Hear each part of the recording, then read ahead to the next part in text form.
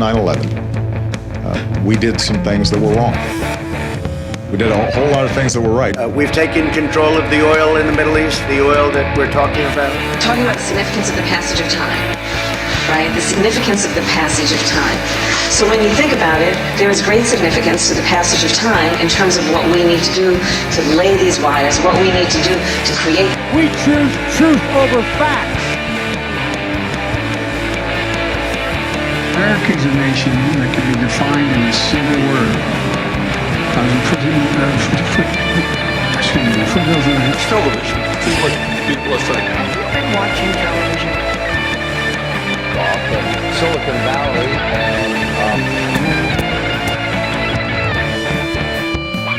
It's estimated that 200 million people have died, probably by the time I finish this talk. Agreed that everybody once they in fact they should... No, my time's up. I'm sorry. America's dead. Welcome, welcome, everybody. And it's to another show. And it's Monday night. Angle. It's another alternative angle show tonight. I think we were like in talks of like maybe calling us politically homeless. I mean, I don't know. Political homeless. I think the images that we have still say alternative angle. I still gotta like fixture something in my mind for that. Like when I have the free time, I want to work. I'm cool with it. I think politically homeless isn't too bad either. So it's still early, so we can change it and get away with it. We'll talk about it. But we're coming fresh off the press from Shitlip Tier List from last Friday. If you haven't seen that, go ahead, please do. Take it with a grain of salt. It's meant for a bunch of laughs. It was really fun. It was a lot of fun. We've been making clips about it, but it was definitely fun. And you know what? It pissed off the same exact amount of people that I thought it would last time.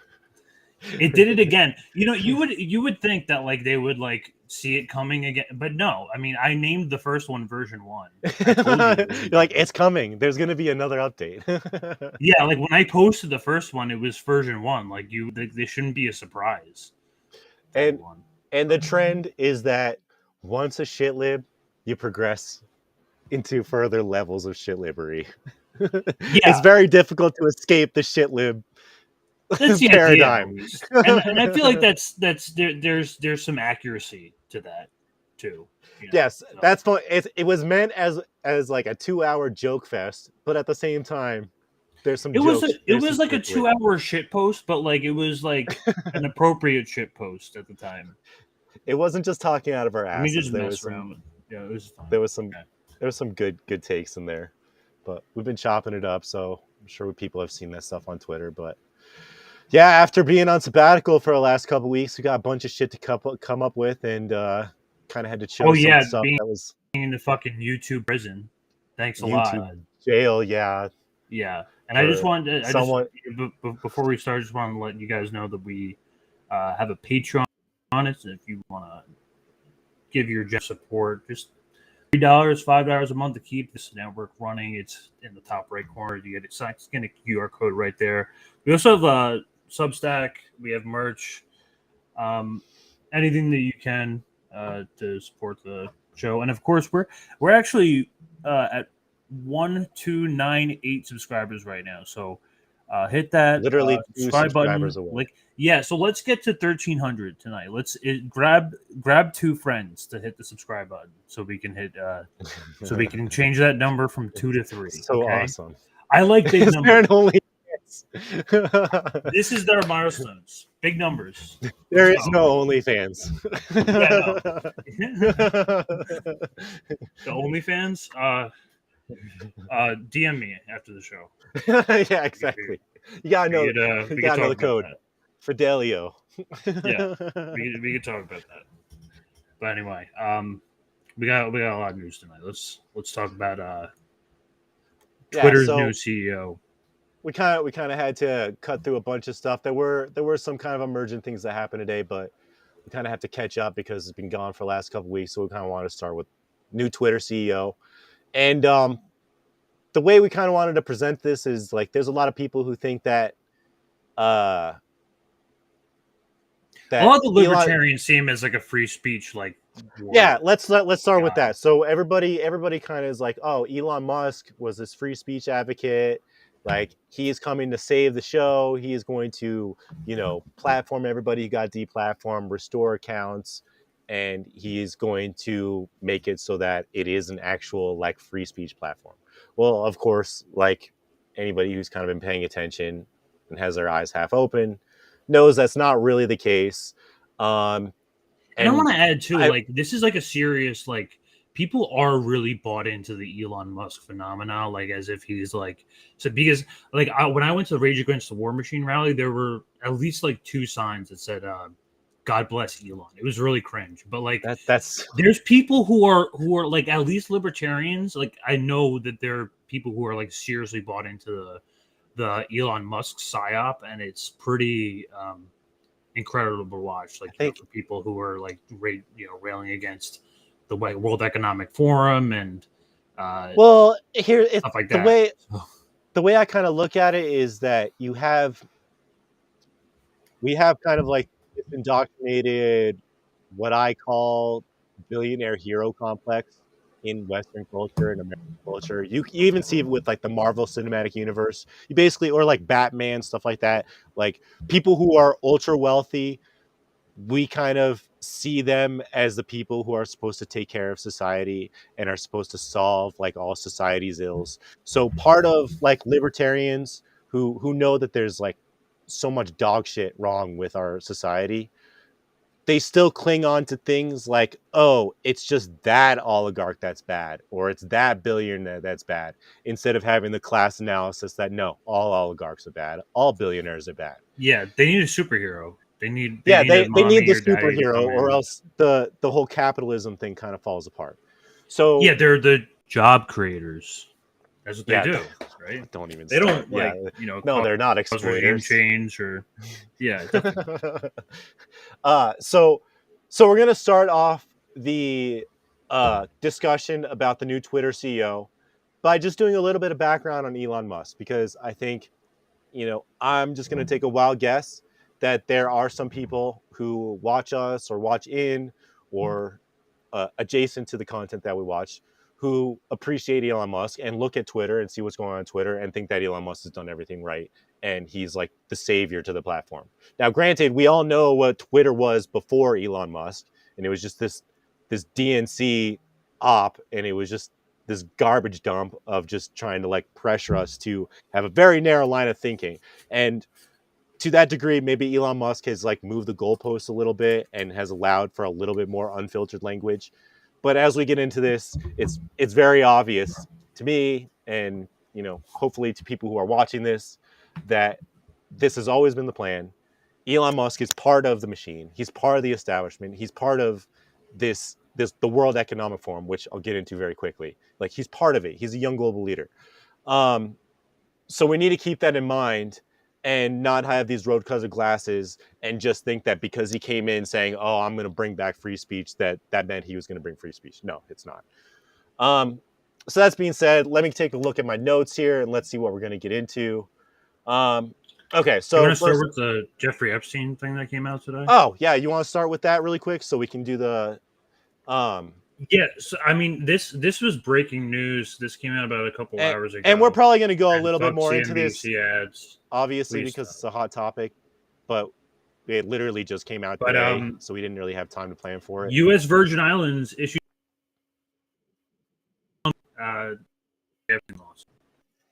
You broke up a little bit there. I don't know if that was me or you, but yeah, Elon Musk got subpoenaed because of what? Like, because of his connections to Epstein, of course. Yeah, so if we take a look right here, the U.S. Territory asked Manhattan Federal Court Judge Jed Rakoff in the filing to allow it to serve Musk within the subpoena for the documents with Tesla's registered agent. So the subpoena demands that Musk turn over the documents showing the communications involving him, J.P. Morgan, and Epstein, as well as all documents reflecting regarding Epstein's involvement in human trafficking. Oh my god! So. Okay, and so there's actually a bigger story here. It's like, I was just gonna say that like, in particular, Whitney Webb has been really good at covering all the Epstein connections. Yeah. Like, on her her entire shit. series. And she's also gone a little bit into the more recent JP Morgan discoveries and Jamie Dimon stuff.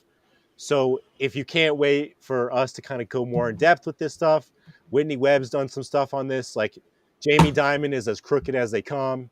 And the fact that JP Morgan has its hands all over it goes back, decades. Like they knew that they were facilitating Epstein bringing over, child trafficking, basically. So I'll let you kind of get into it from there. But I saw JP Morgan on there and I was like, if you guys don't know who Whitney Webb is, she's on top of this shit. I'm looking through. But I mean, are we really surprised from that Elon Musk is? I mean, yeah, exactly. There's the photo. The one that is there really like is this really like the shocking like revelation that we had to rely on like a fucking CNBC article in order to figure that out? Well, exactly. Not, like, and it's like this is not something that's like completely like entirely new. Well, and the way I look at it is that if you're an oligarch, if you're a multi-billionaire, there's an extremely high likelihood that the Mossad, i.e. fucking whoever Epstein's next, like the protege of Epstein was, is going to do the same type of shit that Epstein was doing until he didn't kill himself. Mossad didn't change the game just because Epstein died. They're still trying to get compromat on U.S. oligarchs to hold against them. Oh, Epstein wasn't like a guy, like a Mossad boss or anything. He was just one agent. But he was an agent one for agent Mossad. Like tons of agents. Yes, but he was. I guess what I'm trying to say is he's the most notable. We all know that he was associated with Mossad, and I'm just kind of trying to paint the picture. Like 5 other Epsteins that we don't know about. Yeah, I would agree with that, and they're probably not all Mossad, but the way I look at it is that you don't end up becoming one of the like 500 or 1,000 richest people on paper in the world and not have Western intelligence trying to influence you every step of the way. And that's also part of my article as well. So I think I don't know how you can become a good billionaire in the first place. So I find it really hard to think that Elon Musk could push back or some other billionaire would be resistant to the kind of influence that Mossad or the Epstein types or the Ghislaine Maxwell types would have on them. I just think it's like, if you're already a sociopath who acquired like billions of dollars through emerald mines and, fake acquisitions and Ponzi schemes, it probably doesn't take that much to get them to, fill in the blank, redacted, hang out with children, that sort of stuff, like that's why I'm curious, like, how much do you think that like part of this like step down or like this like Twitter regime change is like due to blackmail or he was like causing I mean, the way I look at it is that I think that this has always been part of his plan, and whether Yacarino was like a deliberate specific part of that plan, I don't know about that. Press off of it, so I mean, yeah, but it's very clear to me that him being a young global leader and his connection and like his connections to the State Department, his connections to the Pentagon, he has Neuralink, he has history doing payment processing, he's expressed interest in having payment processing on Twitter, like just all that stuff kind of fits in that it was never about free speech. It's about him wanting to control how the flow of information through billions of people and the flow of money through billions of people. He wants to be that go-between, and like you don't end up being that person without being associated with the World Economic Forum. Is that the first article, the Bloomberg article right here? Yeah. So we can start with that. I saw that you put the link about Minpress, but that's kind of more redundant at this point because I guess I'm kind of assuming for our listeners that everybody kind of knows that Musk does have a pretty substantial background with the Department of Defense. Starlink, I guess it's Starlink. Starlink's a perfect example. Yeah, and SpaceX too. They had like tons of Pentagon contracts. Yeah, like they send payloads to ISS. That's all Department of Defense. Yeah. But Starlink, he was giving those Starlink satellites to fucking Ukraine Nazis. So to say that he's like an outsider is just like complete bullshit. It's ridiculous. Like, get that out of your head. Absolutely crazy. I can't think about that for a second. But no, like look at that Bloomberg article. What's actually funny about it and why Elon Musk thinks that he can have success memory holing this is look at the date. Look at the date. 2008. 15 years ago. Okay? And when you go onto the Young Global Leader website, it only goes back to alumni through 2018. Do you have that link? I did. I think I closed it because it just wasn't that useful. Because I was looking for Yacarino as well. Well, in case you do try, you're not gonna find it. Yeah, you're not gonna find Elon Musk. You can only go back about 5 years on the Young Global Leader list.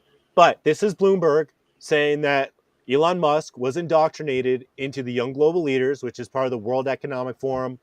I think Bill Gates was on it. Jeff Bezos was on it. But you can see Leonardo DiCaprio got it that year. Anderson Cooper, who fucking does hosting on CNN. Like, big freaking people. And so he's been part of World Economic Forum going back at least 15 years. So we can dispel the myth that he is an outsider to this and that that's just a coincidence that Yacarino is also affiliated with World Economic Forum. That's not a coincidence. Somebody can make the argument that's coincidence if you just live with your eyes closed. But I refuse to believe that Yacarino having history in World Economic Forum, which I'll get into, and Musk being part of World Economic Forum for the last 15 years is just coincidental. It's not. I don't think so. So that's where I found that article. And that article I had to, you saw it's from 15 years ago. There's really not that much information on it. To be honest, I don't really even know what the role of a young global leader is, other than maybe some sort of kind of the way I interpret a young global leader under World Economic Forum is somebody who kind of acts as a diplomat, I guess, for these kind of corporations that work outside of like state government. Like, you understand that the World Economic Forum kind of represents like this parastate entity where it's not really a state at all. It's all corporations, but the corporations collectively try and represent interests of what would be a state. Yeah, it's basically a one power state with one central currency, one central command, one central government. So it's important to almost look at World Economic Forum. I mean, you can look at it through as much money as they have, their endowment, as having more money than many states that actually exist as states today. Also, I feel like their like intentions like align up too. Like this article here with the Twitter company, like wanting to create the X, the everything app. And that's actually part of the bigger picture. I'm glad you brought that up because I think that's a good point as well. So, and that was kind of, everybody knew about it, but at the same time, it was kind of discreet. At the same time, he was like, "Yeah, we changed it to X," and that's about it. But Elon Musk did say throughout last year, prior to purchasing Twitter, there's a video I think in the notes. Let's see. Okay. Months of back and forth and a lawsuit later. Oh wow. Yeah, Elon Musk on Tuesday 7 months ago announced that he would go ahead with his plan to buy Twitter at the originally agreed on price. But as always, there is more to the story where Elon Musk is concerned. He then put out a tweet a little while after. Oh, that's rough. Buying Twitter is an accelerant to creating X, the everything app. Notice that it's not the rough first for thing. The Musk fans. Yeah, that's not the first thing. You would think the first thing, if you were a Musk fan, would be like, buying Twitter is an accelerant to promote free speech. That's not what it says. The everything app. WeChat. He said, and I quote, "Buying Twitter is an accelerant to creating X, the everything app." This tweet has sent netizens WeChat has some privacy problems I saw recently too. But yeah. I mean, you're bound to run tizzy, into. and they're wondering why Elon Musk is thinking about creating an everything app. And what does an everything app even mean? For starters, an everything app isn't a new concept, also commonly known as super apps. These are quite popular in Asia. China's WeChat, for example, is considered the Swiss Army knife of mobile apps. It offers a suite of services for users, including messaging, social networking, peer-to-peer payments, e-commerce, essentially an app for all apps, if you will. So this is like the final monopoly, the final form of like monopoly. It's everything you ever need, like your groceries, your laundry, your entertainment, all is sold by the same company. So I don't know if there's really a corollary stateside yet to WeChat. I don't think there really is. But the way to kind of look at it is not just as like an everything platform, but people literally log on to WeChat to download apps for WeChat. Okay, so you know how Apple and they Android literally use it for everything. Like it's their main. Like they don't have text messages in China. They use WeChat. They use WeChat. Like I actually work with like two designers in China, and they use WeChat for everything. They use WeChat. Like part of that reason is because WeChat like automatically translates for you. Oh, that's English. Cool. That's pretty sweet. So like I'm able to like talk to her through there, like in a reasonable way. But also like that's the only way of her communicating is through WeChat. Is through WeChat. Yeah. Yeah. Or email. But like, you know what I mean? Like it's the thing to really consider that would be particularly disruptive with something like this is Elon Musk and by proxy World Economic Forum, all these state powers. They want to take the power away from companies like Google and Apple, who have the Google Play Store and the Apple Store. And they want to divert people to opening up the X app, okay, the WeChat app, and then conduct all their business through that app. Okay. So completely bypassing, Apple securities, Google securities, Google kind of all those regulations that they have to be able to force you to be on WeChat all the time. It's kind of like how Facebook tries to get like their average users on Facebook, 12 hours a day or something like that, 14 hours a day. They have their own browser. They have their own marketplace. They have their own stuff. Like that's like, I think Facebook is probably closer to what WeChat is than what Twitter is today. But people really underestimate like the value of like your data too. Like, I mean, people will buy email lists for like thousands of dollars. Mm-hmm. You know what I mean? It's like your sensitive information, your preferences, all of your advertising data is valuable to several different companies across multiple industries. Whether you'd be interested in like whether it's involving your lifestyle or hobbies or anything you like is pushed by a marketing agency. So right. It's just like important to remember that. What this essentially means is that Elon Musk is looking to create his own version of a super app like WeChat outside of Asia, though he's yet to give out any further details about his plans for X, the everything app, as he calls it. Musk has in the past praised WeChat, that evolved from a simple messaging service to a freestanding mini internet of sorts, one that is used by I can't take it seriously. A billion users every day. Musk has been very vocal about the need for radical change. He's like if you give Elon Musk is like it's like what would happen if you gave an incel $3 billion. You know what I mean? Like, or it is like that. Twitter also stating that he wanted to grow Twitter users to at least 1 billion. He added more tools. Okay, so that's kind of notable too. So, and I think Facebook is closer to 2 billion right now, maybe a little bit less since they get rid of bots, but that's not a small amount of people. And I think Twitter is at about 400 million, 500 million. But getting to 1 billion would, I'm guessing that the number why he's shooting for 1 billion is because that's probably the threshold where you have so many users that like the word of mouth and the exposure kind of perpetuates itself. So 1 billion becomes 2 billion, 2 billion becomes, and so on and so forth. And it just kind of like expands on its own, especially if you're trying to create an everything app. Once you got 1 billion people using it, like you're good at that point. You've created a monopoly. So I think that's kind of the thinking behind it.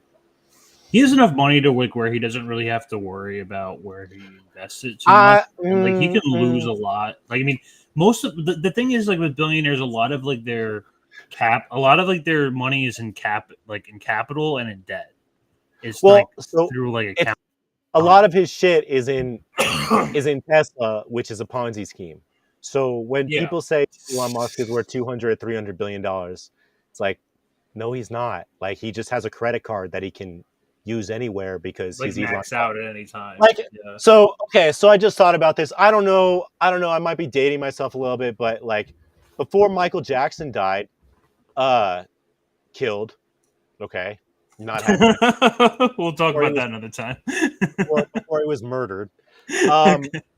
Like he could just go into any stores as Michael Jackson and be like, I want this, and just take it. It didn't matter how much money he had because he had the entire Michael Jackson library and the entire Beatles library. So even though he wasn't like, he didn't have like tons of money and income, like in liquid assets, like the value of his intellectual property was enough where he could kind of pretend to spend money. So I think I don't think Elon Musk has anywhere near 200 billion like to be able to spend. Like if Tesla got in a really bad place or SpaceX got in a really bad place, he would be in a lot of trouble. Like I don't think like unless they found some other way to prop him up, I think Elon Musk is kind of like operating on like fictional currency. Like most of them are. Yeah, like it's not. That's the power of fiat, baby. It's just all fake. Everything's power fake. Of fiat, power of financial capitalization, and like just Tesla being completely full of shit. That's why we had that bullshit job stream, man. Because like the entire economy is fake. All of it is fucking fake. So fake. So the entire concept of billionaires, like these people they're basically living off of credit. These people are not living off of bank accounts. It's off of debt. Debt, stock, and capital. That's all it is. It's not actual. Platforms are necessary and prove to be a conduit for change. Meta's Instagram has undergone some similar changes as well by going beyond social networking and also incorporating messaging and e-commerce to its. However, if Elon Musk really wants to promote free speech on Twitter once he takes over, as he claims, China's WeChat may not be the best template for that. Well, okay. I think that's about the end of it. And what's this funny guy wants is his own China, basically. Well, what she's kind of giving away the game without really saying it in that way, because she's like, well, wait a second, like it's not going to be a free speech platform if he's trying to copy WeChat, and she's actually saying the quiet part out loud, where Elon Musk does not want a free speech platform. He just wants the everything platform. Like he's more interested in the power that comes with that kind of platform. And being able to control people. So I think it's just an ironic admission that the anchor made on that one.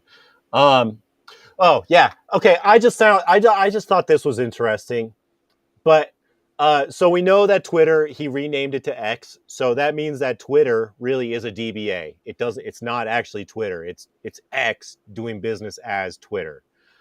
So like Kellogg. I can either pull this up, but I'm kind of putting these pieces together. Do you see the link where it says one of his first companies? I can pull it up. Exxon? X.com. Yeah, so pull that up really quick. So people forget, but like Elon Musk has been a serial buyer of companies, not builder of companies, buyer of companies for like 25 years, like almost as long as I've been alive. He was part of the PayPal mafia with Reid Hoffman, PayPal mafia, Peter Thiel. Yeah, yep. He was one of those. Mm-hmm. And what's funny about that is that it was actually a hostile. They basically paid Elon Musk, I think, almost $300 million to basically leave PayPal. They're like, you're driving it into the ground. You don't share our vision. we're selling the company and we're giving you your piece as a courtesy. Okay, so like you got his ousted. he was not like a favorable person in PayPal. But anyway, the big picture You tried is to go with MySpace too, right? I don't remember all that. Like that's But yeah. Okay. But I like to stick to X.com for a second. So Twitter named X, okay? One of Elon Musk's first companies was X.com. Okay, this was I think in 1999 he made X.com, I think is what it said. Yeah, But 1999 to 2000. this was essentially one of the first digital banks, okay? Almost 20 years ago, he had a company called X.com that was a bank / payment processing, okay? FDIC insured. Now, I don't know if there's some overlap, if there's some old like intellectual property or some patents on X.com. Like I know Elon Musk has a fetish for the letter X, but I think it's notable that one of his first companies was named X.com, was a payment processing / bank. And he wants to make Twitter X Core. That's notable to me. He's going to, so I see that there's a merger happening there. And as we know, he wants Twitter to have payment processing included into it. We know that he's a crypto bro. We know that he's in favor of CBDCs. So I would loves driving Dogecoin just up and down. Yeah, like all day long. Just so he can. So we know, we can infer, okay, very easily that yes, he has experience running businesses as essentially a digital bank, doing payment processing that had almost the same name as what he renamed Twitter. Okay, that's not a coincidence to me. That's notable to me. We should pay attention to that stuff. So that's why I wanted to mention X.com. A lot of people don't know about it, but he fucking had a bank 20 years ago. He did payment processing 20 years ago. He was one of the first people to do that shit. So for the people still kind of the must stands out there, just remember, not free speech, payment processing. That's what they have to get into, because like ultimately that's like where they hold all of your control. They can just and I mean we've kind of talked about it on Twitter, and like not so much on this show necessarily, showing the connection between Twitter, Elon Musk, CBDCs, and World Economic Forum. But we know that implementing central bank digital currencies is the fucking goal. Like that's happening. We've already talked about that. We know it's happening. We've told you guys, like, you're not going to have a choice. Just wait till July. It's all coming. It's all wrapping together, and like it's happening. So cash is going to be useless in like you guys have like 45 days, maybe like 40 days, and then cash. I told. It's so funny, dude. So sidebar, really quick. My dad works in finance capital. Different discussion for a different day. But investing his stocks. I'm like, dude, what are you doing? Like that's what my dad does. But one of the analysts that he values. Okay, this guy has hundreds of millions of dollars, and he told him, my dad's like driving in the car, and he has like his assistant on speakerphone, and his assistant's like, yeah, our analyst just said, don't invest in any of the regional banks. And I just started laughing my ass off. I told you, Dad. Like this fucking stupidest shit. Like they get it. Like they only get it when it comes onto CNBC or like exactly. Or like, they only get it, and like that's the only time when it like comes together for them. But like, I'm like, I told you this stuff 2-3 months ago. Yeah. So I was like, Dad, you need to talk to this analyst and see what he thinks about CBDCs. Because if he feels the same way about CBDCs that I do, then like I should be talking to this guy. Because I just thought that was so funny. But anyway, so let's check out this lady Linda. Yeah. Okay, so we'll move on to that. Anyway, I think we've established the point that Elon Musk has a history of financial of being involved in digital finance, World Economic Forum, digital finance, etc. So that being said, let's kind of get into Linda Yaccarino. So we can pull up. I guess you got pulled up her LinkedIn, and we'll just touch upon this. Go into her her history, her kind of like her bona fides. Like a lot of the stuff that she notices. So when I looked at her LinkedIn, if you scroll down, I'm using this term kind of euphemistically, but she kind of has like the girl boss persona with some of her bona fides. Working for I'm an an independent organization. woman capitalist kind of. Yeah, there's a company in there called Catalyst. There's another company in there, but like she does these kind of things where it's like empowering women to like lead the like entrepreneurial workforce, kind of like this fake feminism type thing. And so she's all about kind of it's it's a nuanced topic to kind of get into, but she's not a feminist. She's not like Look doing at the this. like You're, like, things she got, empowering like, all women of thing. this. She's 100% a capitalist. She's 100% trying to do the bidding of the more notable stuff is like the World Economic Forum stuff, which Oh, of course. I'll end up sharing my screen on that. When you see global leader in the title, that basically means like That's I'm a that's henchman the for World like Economic that's the World yeah. Economic Forum reference. She just can't put in young into it because people would put the pieces together. But let me look at these notes really quick. Yeah, but I kind of see she's the how do I put this? She has a lot of experience and qualifications that would lead to this kind of like woke persona and like kind of leveraging identity politics to empower people and especially women to be successful, i.e., entrepreneurs and leading global, mega corporations. Okay, she's that person. One of the things before kind of getting into her new appointment as CEO is it's worth touching upon that she was like very, very, very high up in NBC Universal. Okay, well, who is the parent company She's a of NBC chairman of Universal? global advertising. She was there for like more than she Yeah, was there for almost 12 years. yeah, it's like she She was worked a her way up to propagandist NBC for 12 Universal. years. That doesn't just change overnight. Advertising. So that's important for the video that I'll go through in a little bit later. But what I want people to be reminded of with NBC Universal, okay? Who owns NBC Universal? Comcast. Okay? Comcast owns NBC Universal. What is Comcast notoriously anti? Anti-net neutrality, okay?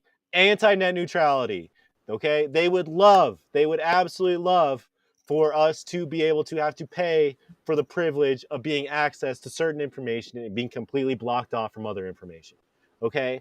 So, like, even though there may be a degree of separation there, either, like, you might want to make the argument that, like, well, it was NBC, it's not Comcast. No, they're all the same thing, okay? Like, you can't separate something that's like maybe hasn't been the topic of discussion for a few years because Ajit Pai repealed net neutrality years ago. But it's still important to consider that he hired as CEO someone who has been indoctrinated after almost 15 years with the company to be like intrinsically against net neutrality and leverage that kind of ideology as a reason to push advertising, especially onto people, but also censorship. Okay, being against net neutrality is the same thing as being pro censorship, in my opinion. Okay. Oh, it was just a consolidation of like all of the media. Like it was just like another like Bill Clinton telecommunications thing, for the most part, or at least it allowed that more fluently to happen in the modern economy, as if it wasn't already. Yes, I mean it was so. I don't want to get too much into the weeds with net neutrality. But yeah, we don't have to get into that at all. But like, I mean, you shared the World Economic Forum thing. Do you want to watch? Yeah, the so interview? no, let's. I want to actually open up the World Economic Forum task force thing. I'll share my screen on that one because I kind of want to walk through it. It's definitely worth. Hold on a second.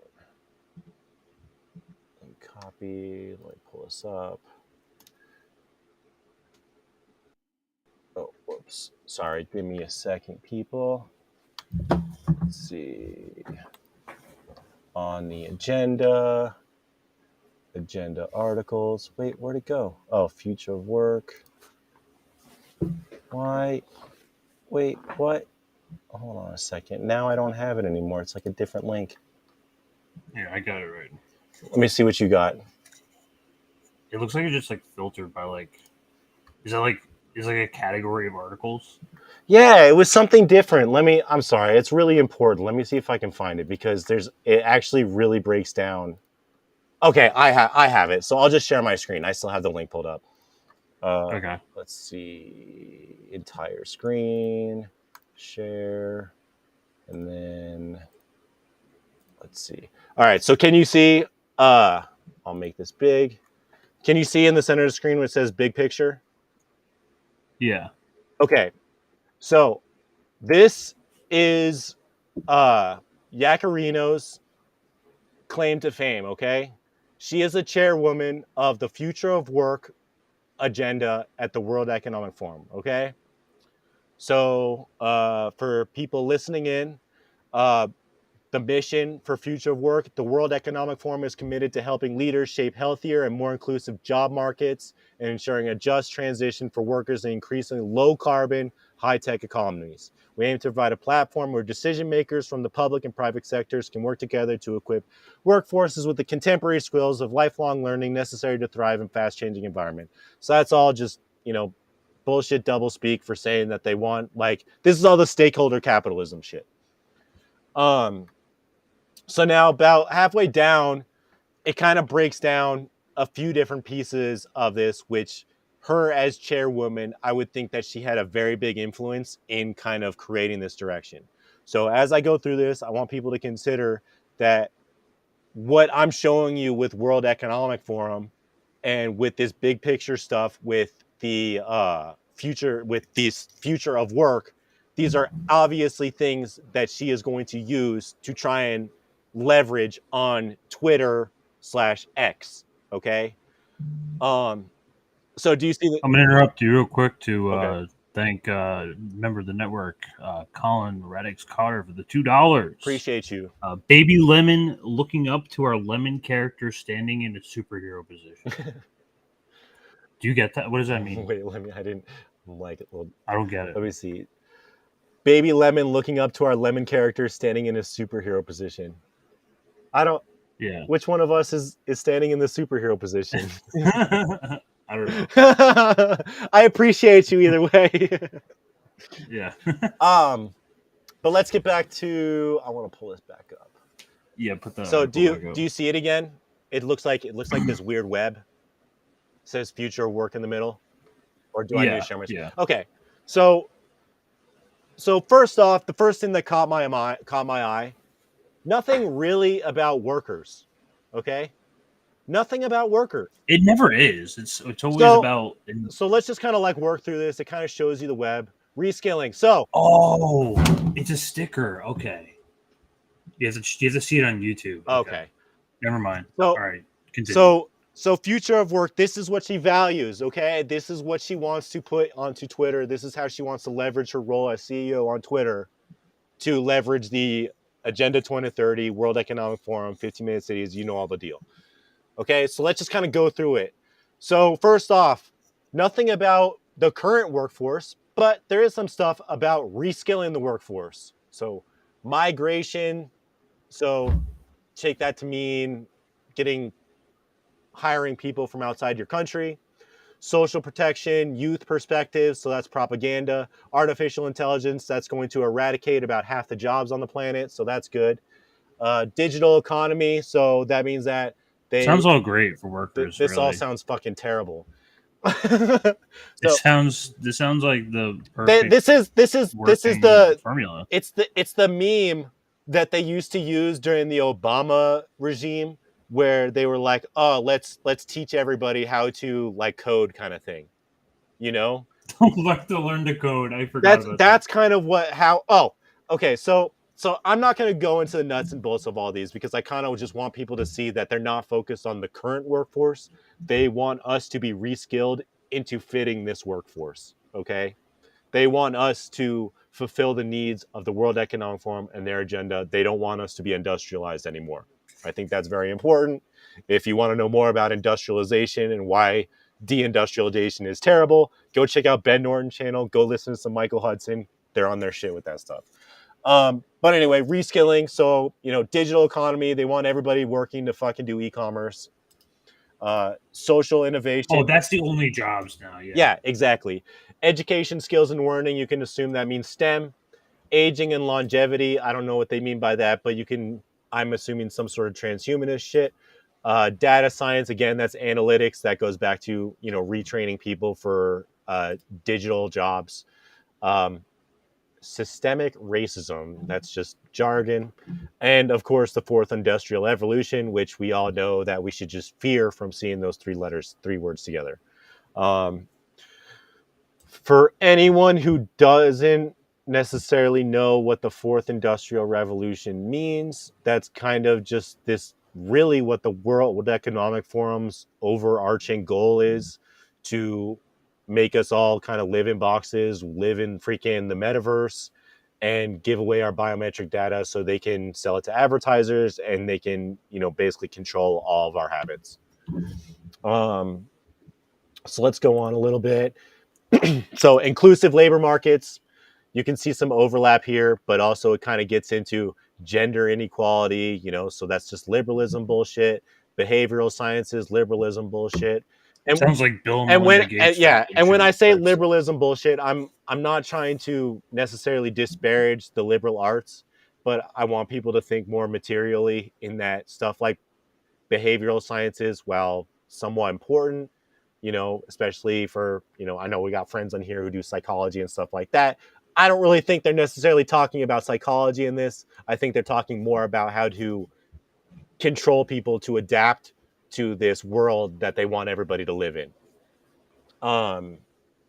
Future media, entertainment, and sports, and then entrepreneurship. Entrepreneurship, I take that as kind of double speak for promoting people who want to exploit the labor of others, not actually trying to enhance the livelihoods of the people who actually do the work. Job creation and entrepreneurship, banking and capital markets, so that's stakeholder capitalism. Economic progress, that means financial capitalism. That does not mean industrialization. The digital transformation of businesses, so we've already talked about that. You can see very, very, very clearly that there's none of this is about industrialization. And again, I would strongly recommend checking out Ben Norton, checking out Michael Hudson, checking out Radhika Desai, people who are talking about why deindustrialization is a terrible thing and it's going to lead to our downfall. But these people think it's going to be great, okay? So digital transformation of businesses, science, whatever they mean by that, that's such a vague fucking topic. Infrastructure, that's a joke. We haven't had infrastructure in 30 years. And global risk, whatever that means. Yeah, they can't wait to ship off to Mars and let us all die in a heat collapse. Yeah, it's just a joke. It's really not that far off. But so do you want to get into this interview, or do you? You kind of want me to move on? Let me see something really quick. Let me see if I'm trying to tie it together. Yeah, let me just see if there was. Let me just quickly look at some of these other models and see if there's anything else notable I want to touch upon really quick. Like, the thing is that I feel like these three groups really outline Yacarino's agenda within Twitter. So I'll post the link on Twitter later. If you guys follow me, you'll see it later, and so you guys can check it out. But the big thing I want people to kind of take away from this is that it's a lot of liberal kind of, woke language. It's a lot of appealing to stakeholders and a focus on entrepreneurs, the people the quote unquote job creators, but not the people who do the labor. Converting everybody to digital jobs, which I interpret as deindustrialization, okay, which is bad. Don't let anybody tell you the rise of finance capital is good. It's not. It's bad. So it's important to keep in mind that they're basically trying to ham fist us this world that is really kind of antithetical to humanity and is going to make things even harder for us, so that the stakeholders can benefit. So I'll post that link so we can get into the video. But I really want people to kind of take away with those few slides that I believe very strongly that her role on Twitter, there's a lot to get out of looking at those three graphs. How much of this do you think is Musk just being frustrated and jealous over his breakup with Grimes? It's really funny you say that. So why don't you pull up the video then? Because I make a few notes. Because like I think when you get to the level of Yacarino being, when you get to their levels, okay, nothing is done coincidentally. Everything is planned. Okay, the colors that they wear, the items that they have on their faces, the like way that they're holding their hands, everything is planned. So, like, I think as you play the video, I make some comments. I make some notices about how I think she's kind of like flirting with him in a way. So we can go with that. Again, like I like that hypothesis because like Musk seems like that kind of guy who would like chase after. Well, because like I kind of saw this happen with Eliza Blue. I mean, you could kind of, I don't know if you're like completely familiar with that. I'm familiar with that bullshit. Yeah, no, I only know of her because through Misty, she was like big on like the Assange thing for a little bit, which is ironic because she became like a pro censorship like tool afterwards. Right. But she like became really close with Musk as a part of this her job was really nothing. She didn't really do anything, but like she just was a child trafficking like task force or something for Twitter. Yeah. And but then and then supposedly she'll ban like pornography links, but like there's like child pornography links, but like there's no. I think I like it's my understanding. I don't know too much about Eliza Blau, but it's my understanding that she got kind of like found out to be a total fraud. And Elon Musk ended up like unfollowing her. I mean, that was like mostly like an embarrassment thing. Yeah, totally. But yeah, so let's. But you can, I think you can kind of see like how Musk is so willing to like buy into things. I totally think as long as it looks pretty. I totally think that she leveraged her sexuality to appeal to Musk. Now that being said, is she married? I didn't look that far into it. I don't know. All right. Well, I like that hypothesis. So important to keep in mind, all these people, everything from what they're wearing to where they're looking to how they're holding their hands, everything is planned out. People should recognize that with these sort of people. Okay. Let's see. Oh yeah. And so this particular interview came out April 18th. Okay. So this was, I think, 2 weeks before he announced the official CEO that she was going to be CEO. That being said, I think there's some things in this interview that lead me to believe that she may have already known that she was going to be CEO before it was announced. Well, I mean, obviously, but I don't know. I think the jury's out whether she knew she was going to be CEO of Twitter or not at this interview.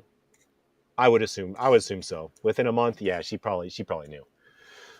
This is April 18th. This is so like April 18th. So less than 2. It was about 2. They were definitely talking about it at this time. Like that's not a decision that you make like within like less than a month. Coming out. I would say she was at the very least, she was being vetted for it and had known that the position was on the table for it. Okay, so before we even play it, let's just take a look. So since you brought up the thing about Elon Musk kind of being you think he's a bit of a chauvinist, which I could kind of agree with. Let's just look at now. I'm not saying anything against Yacarino and how she's dressing. I'm just making an observation into the psychology of what she chose to wear and how she chose to present herself. Okay, so first off, okay, you can Google Linda Yacarino, and most of the photos of her do not have her wearing glasses. Okay, so why is she wearing glasses? It's a prop. Okay, why is she wearing glasses? To make her look intelligent. Okay, that's a prop. I'm willing to suggest that they're either fake or very low prescription. It's a prop. The The color yellow, okay, is a symbol of hope. I have that link there, but like the yellow was an intentional choice. Yeah, no, I'm actually like somewhat familiar with the color psychology thing. The color yellow, I know, like especially is used a lot in like actually like in a lot of like activists like political kind of graphics and art because it's supposed to like invoke empathy. Here we go. So it's I know right. it's like an energetic like happy. I have it right color. here. So yellow is a warm color that induces feelings of energy, happiness, optimism, according to color specialists and associates, associated with intellect, logic, cheerfulness, happiness, optimism, and inspires hope, enthusiasm, and a thirst for knowledge. Okay, tell me that wasn't a deliberate decision. Yeah. Yeah. Now next, okay, and you're gonna see. I noticed this a bunch while watching this. Is like almost the point where I think she's almost a little bit too uncomfortable wearing the outfit that she's wearing because it's a little bit too high up.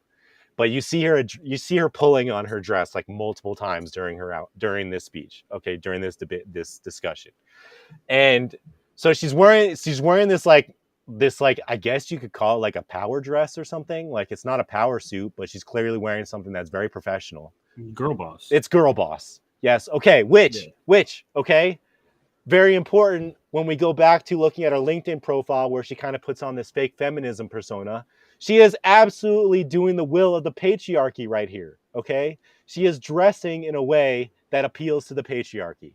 Okay. So I think it's important to know that on the one side, while she's doing this girl boss thing, that she's actually fulfilling the role of patriarchy. So also, I also noticed that she did a hell of a work on her tanning, but like, oh yeah, you noticed that? Oh man, like that like because like in the thumbnail, she's like noticeably like brighter. Like that's a lot of tan. So yeah, like if you watch this video and watch the whole thing, I don't recommend it. But she actually adjusts her outfit quite a bit, which tells me that maybe she chose it as a like.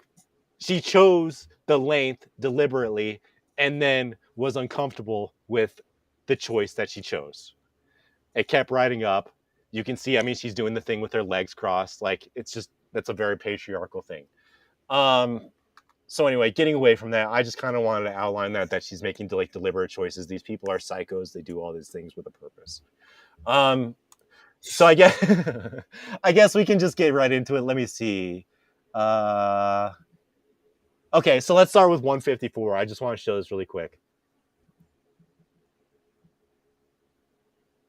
Talk about today.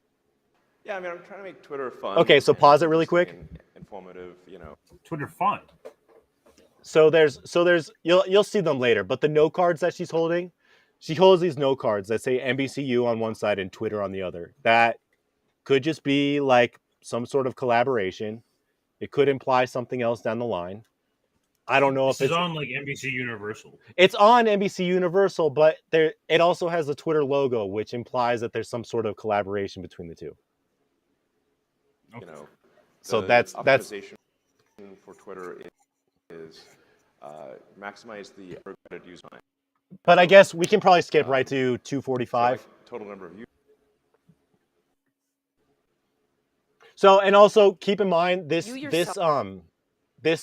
speech, this discussion, they're talking to, he's talking to advertisers. He's talking to potential advertisers. Oh, it's stakeholders. It's a room full of stakeholders. It's a room full of stakeholders, and she is acting as the liaison for those advertisers. So when you listen to her questions, she's asking as somebody who's trying to extract ad revenue from the people in the audience. She's the face and of the trying companies, to extract, more or less. Yeah, that's kind of how I see it. So we can kind of go from there.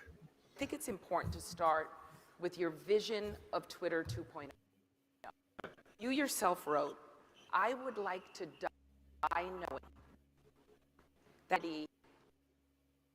it's actually been quite apparent in all your other businesses, PayPal, to Tesla, to SpaceX, to maybe you contemplating a new AI company. Yeah. But how does the better humanity for the future... Okay, so let's pause that for a second. Let's just pause. I just want to pause that for a second because AI is absolutely part of the World Economic Forum agenda. So for her pretending that it's like just, oh, you know, maybe you'll do it someday. Like he's doing it. He's doing it. He she just said that came out with a deliberately. with an AI voice changer app like 2 weeks ago. Yeah, so it's not. So she in a way is kind of like gaslighting over really like the most important part. Like AI is so How fucking. much did he open AI? Like he I don't pretty much know. was it It's one a of the main shitload. founders of ChatGPT. He was one of the main. reasons. He was one of the main Yeah. founders, and then OpenAI was no longer open. And then I just think it's interesting that she pretends that the most important part, which is, oh yeah, maybe you'll do some AI, is like just like a footnote. No, that's like the important part. You can keep playing from that. There's a little bit more here because Elon Musk just bullshits like crazy. Of Twitter 2.0. Yeah. You yourself wrote, I would like to die knowing that humanity has a bright future. It's actually been quite apparent in all your other businesses, from the early days of PayPal No, it hasn't. to Tesla No, it hasn't. to SpaceX to maybe None of that is true. contemplating a new AI. How do these two meet each other? In what case, like Probably like, young global school. leaders. Probably Oh, yeah, through World Economic Forum. True. Yeah. But how does the better humanity for the future fit into your Twitter 2.0 vision? Yeah. So, I mean, obviously, with the goal with Tesla is to advance sustainable energy. False. SpaceX, we've got Starlink, which is providing internet to the False. least served in the world. Let's pause that for a second. I just want to make it really clear. Starlink was supplied to Nazis during the special operation between Russia and Ukraine. He was supplying Starlink satellites. That's Pentagon money. Tons of Pentagon money. As recon for Nazis in Ukraine. So that's just like a huge gaslight on his part. Total war machine bullshit.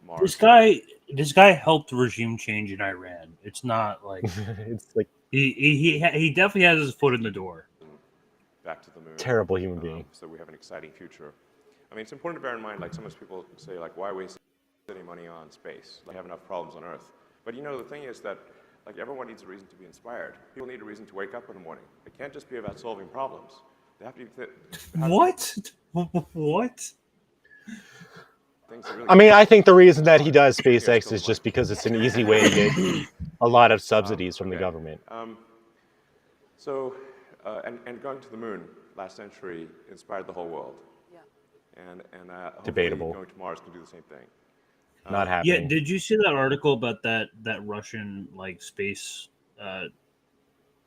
He's like head of like the Russian like space committee. He basically like flat out said like, yeah, the U.S. never landed on the moon. Yeah, I mean, it definitely. Like I was having the discussion with my dad last week that like Japan, fucked up on landing on the moon. I think a week and a half ago, 2 weeks ago, and I was just like casually at lunch with my dad, and I was like, "Isn't it weird that Japan couldn't land on the moon when like we were supposed to be able to do it like almost half a century ago?" It's like, Yeah. I don't know. Like, isn't that really weird? Almost like we've never done it before. And then he was like, "Oh, come on." So then, yeah, it's a great question. Why take some time away from that for Twitter? And you know, like no one's ever willing to listen to that one either. Like the moon landing was fake kind of thing. They automatically write you off. Like you're. Well, it's like the vaccine conversation, which I'm not trying. We're not. Yeah, trying to more or less. Yeah, but it's certain topics you just can't talk about as an American and expect not to get vilified by like 90% of the people around you. Mike, you know what I think is essentially, in order for civilization to advance, we've got to have freedom of speech. We've got to have a digital, yeah. So, thank you. All right, so I guess you can just skip it to. That's all he has to say is just freedom of speech, and he gets but I mean, now he gets into what he actually means, which is not freedom of speech. And you guys, everybody who's been on Twitter is familiar with this term. He used to say freedom of speech, not freedom of reach. You know, like if somebody has something hateful to say, it doesn't mean you should give them a megaphone. They should still be able to say it. He wasn't willing to give Alex Jones his account back, so I think that's like the ultimate. Yeah, Alex Jones, that was a huge one. But there's some other lefty accounts. I think that was like really the moment where everyone should have stepped back and be like, okay, he's not actually like ideologically free speech. He's like just a retard free speech. Well, yeah, and he's also you know what I mean? He's also echoing rhetoric that gives him an out. He's basically saying that Twitter gets to be the decider on what constitutes good speech and bad speech. And so if a lefty, happens to say, hey, maybe it's harm reduction to blow up a bank, like somebody, like he could look at that and be like, that's hate speech. Don't talk dirty about banks. We're going to censor that. Well, now, okay, so that's, you know what I'm saying? Like he's kind of leaving the door open for Twitter, and as you get into later in this discussion, like basically an organization, a committee that gets to decide what speech is happy and good speech, and what speech is hateful and not good speech. And as a general rule, whenever you decide that you don't like certain speech and you think certain speech should be censored, they're eventually going to censor speech that you agree with. No, it's either all speech or you get some form of a narrative. That's I mean, one of the things that Jimmy Dore used to say is that the best way to combat bad speech is good speech, or more speech, not no speech. Right. Just so counteracting the Nazi with anti-Nazi points is perfectly fine. I don't think there's but America and Ukraine, they don't want us coming up with anti-Nazi points. That's hate speech. Not here.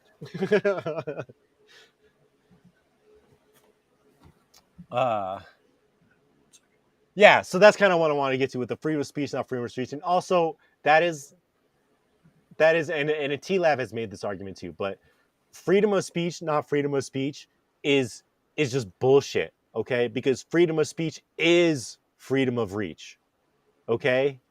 By saying that you're allowed to talk to a wall, but you're not allowed to talk to another human being, like that's not freedom of speech. That's censorship. So they took great lengths.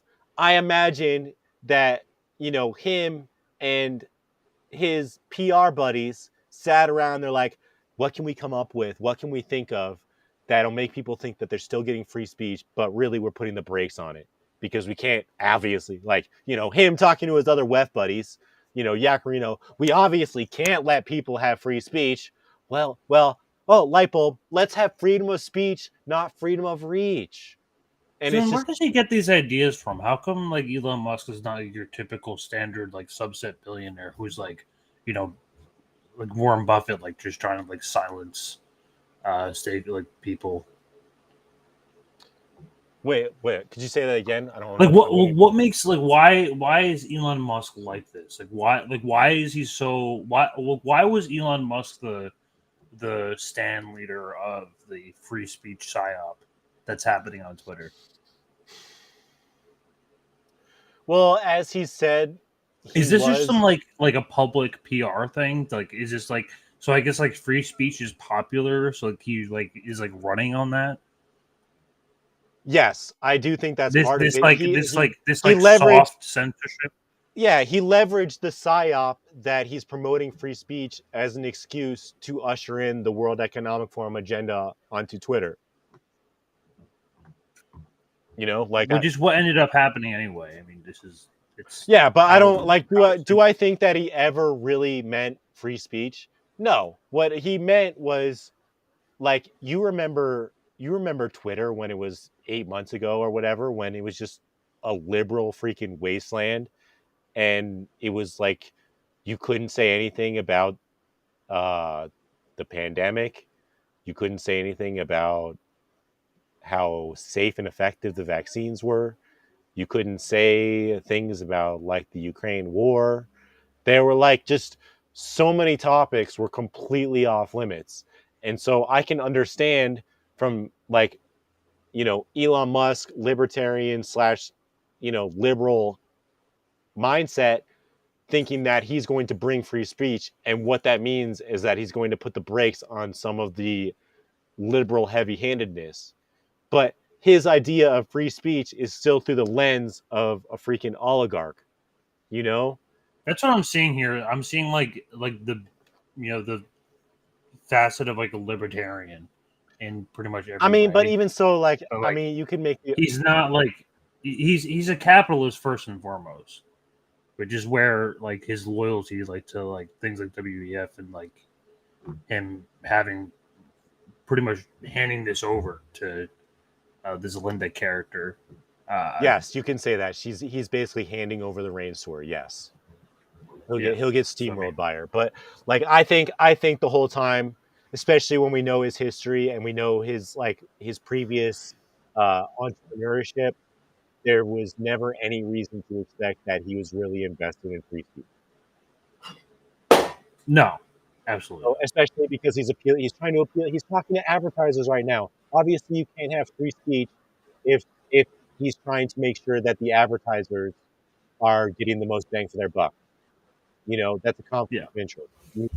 Ideally, if you really wanted a free speech pro platform, you wouldn't be charging people $8 for the privilege, and you wouldn't have advertisers, because those are both conflicts of interest. Like, so it's all bullshit. Not then pushed on people. So if you can go like into it's a crazy thing. It's fine, but we don't broadcast. If somebody wants to say something, this is just some fuckers in free speech.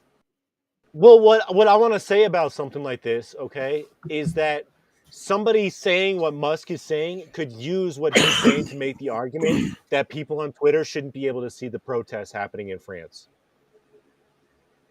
You know, people are getting hurt, people are fighting their government, people are like barricading, setting shit on fire, being destructive.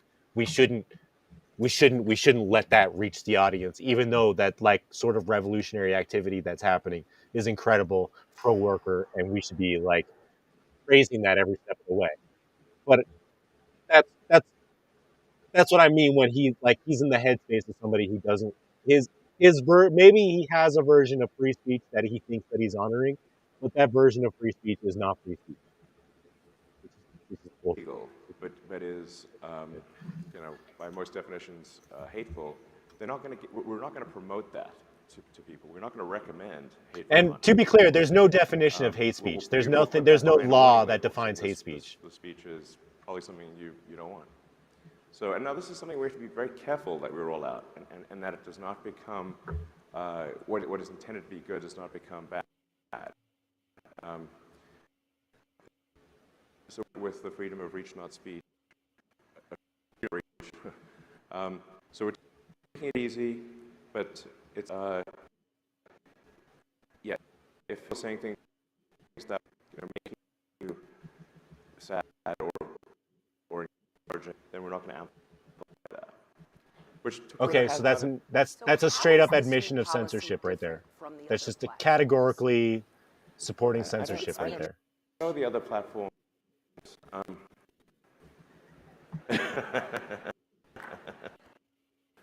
don't use them. That was not. I want to go. What time are you at on the video? I can't see past your name. I mean, I think the interesting. You can probably go to the 9 minutes and 35 seconds. That I want to get back to the labeling and this new policy. Who decides and how does it? Okay, so first off, what she's talking about right here, she's saying that she's basically saying that freedom of speech, not freedom of reach, should have a council.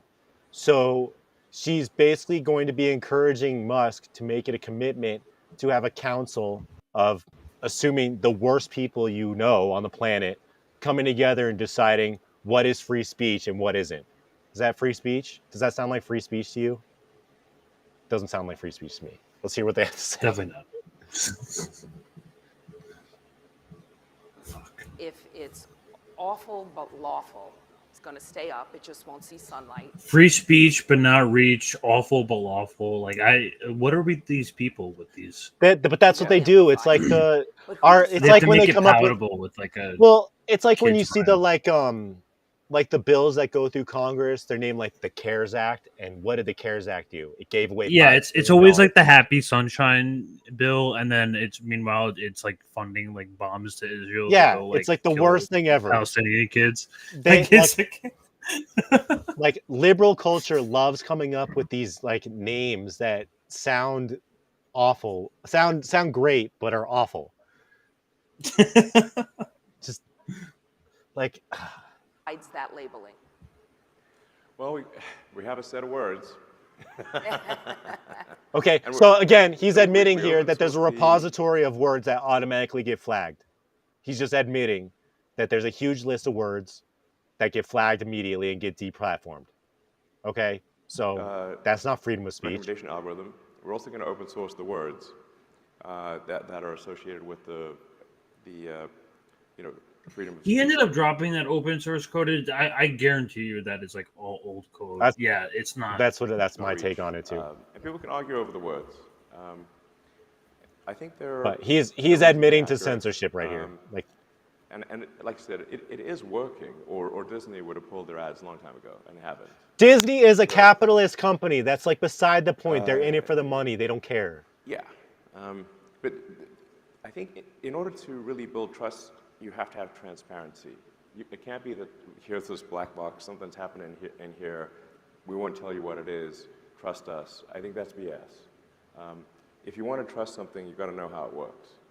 And so that's why we're open sourcing the algorithm.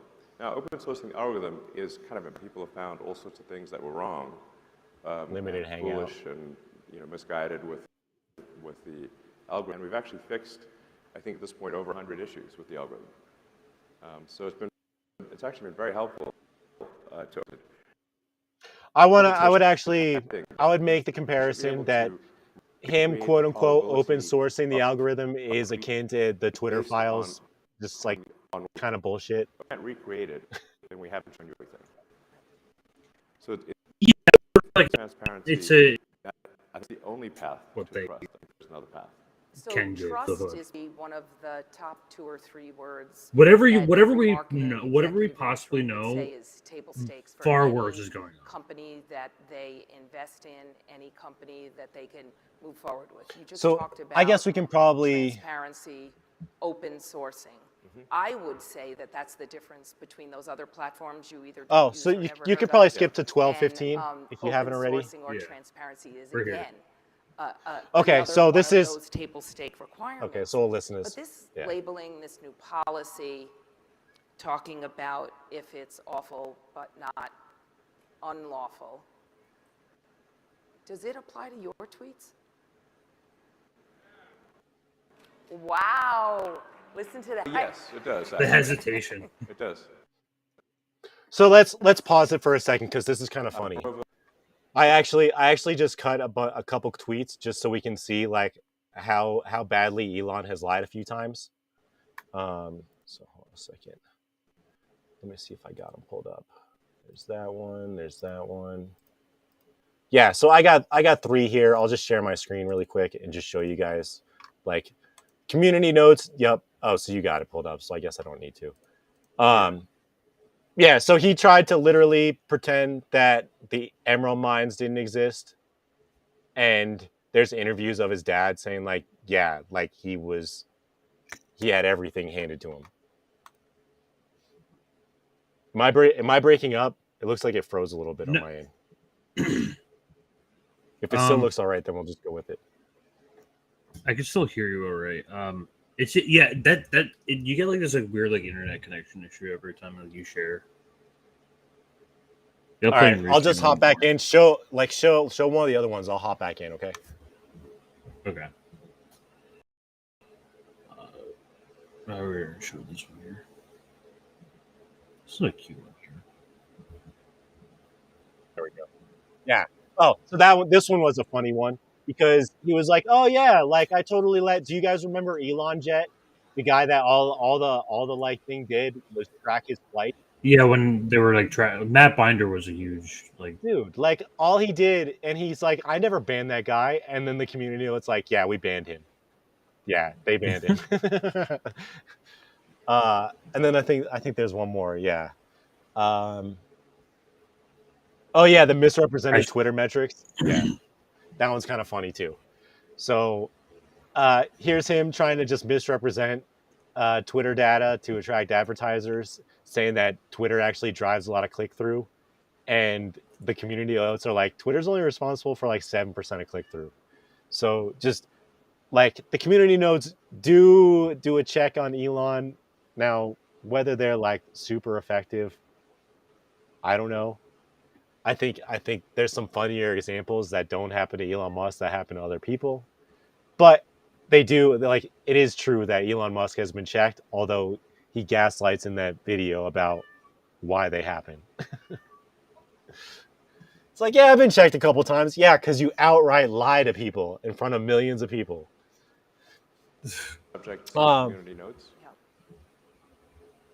Let's see. Subject to community notes. You want to go to 20? Yes, because this one's funny because it's PMC cope. Voice being the same. They're pretty mad about that.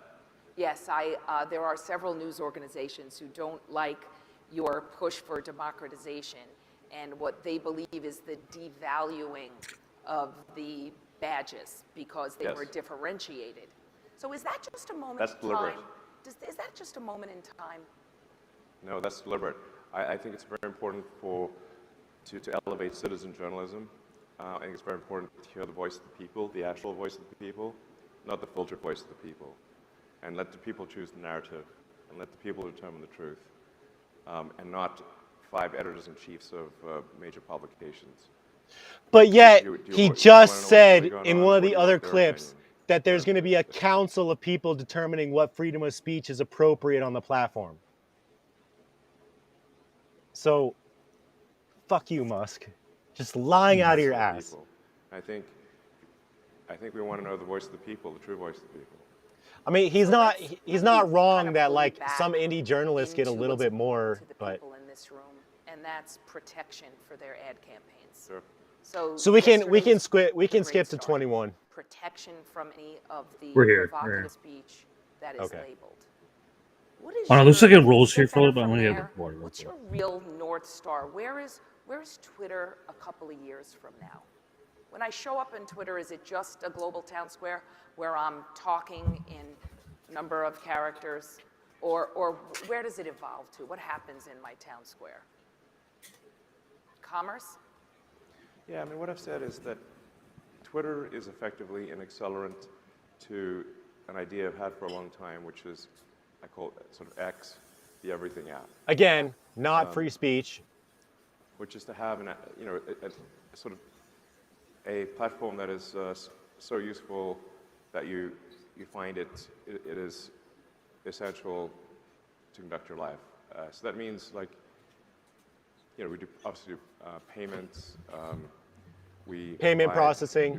Really make a good, meaningful communication privately as well as publicly. So that means we need to have a direct message system that offers voice calls, video calls, encrypted communications so that your communications are private and Twitter and others cannot spy on them. And just be incredibly useful. Okay, so let's pause it, and I think we got a couple more things here, but there's really big points that he said right there that I want to break down. None of these things he said had anything to do with free speech, okay? So what do you expect 2 years down the line? What's the first thing that he said? Process payments. What are going to be processed payments 2 years from now? CBDCs exclusively. Okay, what's the next thing he said? Voice video calls. Okay, so he wants you to be able to use their program. Ostensibly, your calls and text would be monitored, which brings me to the next point where he actually had the balls to say encrypted communication, whatever the fuck that means. You know, we all saw the Snowden. We saw the Snowden leaks. Okay, like if you don't think that the NSA would have a backdoor to Twitter, you're being ignorant.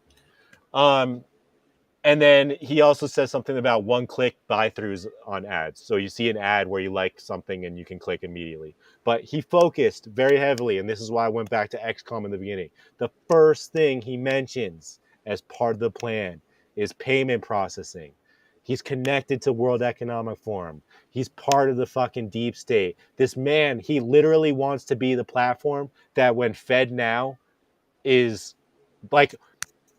Okay, I just thought about this. Don't be X is like his Elon's wet dream. Yeah, don't be surprised. This is all coming. Don't be surprised when the Fed Now API is integrated into Twitter. Okay, so that Twitter is or X. It's going to be called X eventually. You know, it's going to be called X colloquially eventually. Okay, it's like that's going to be the main thing. Okay, is processing payments.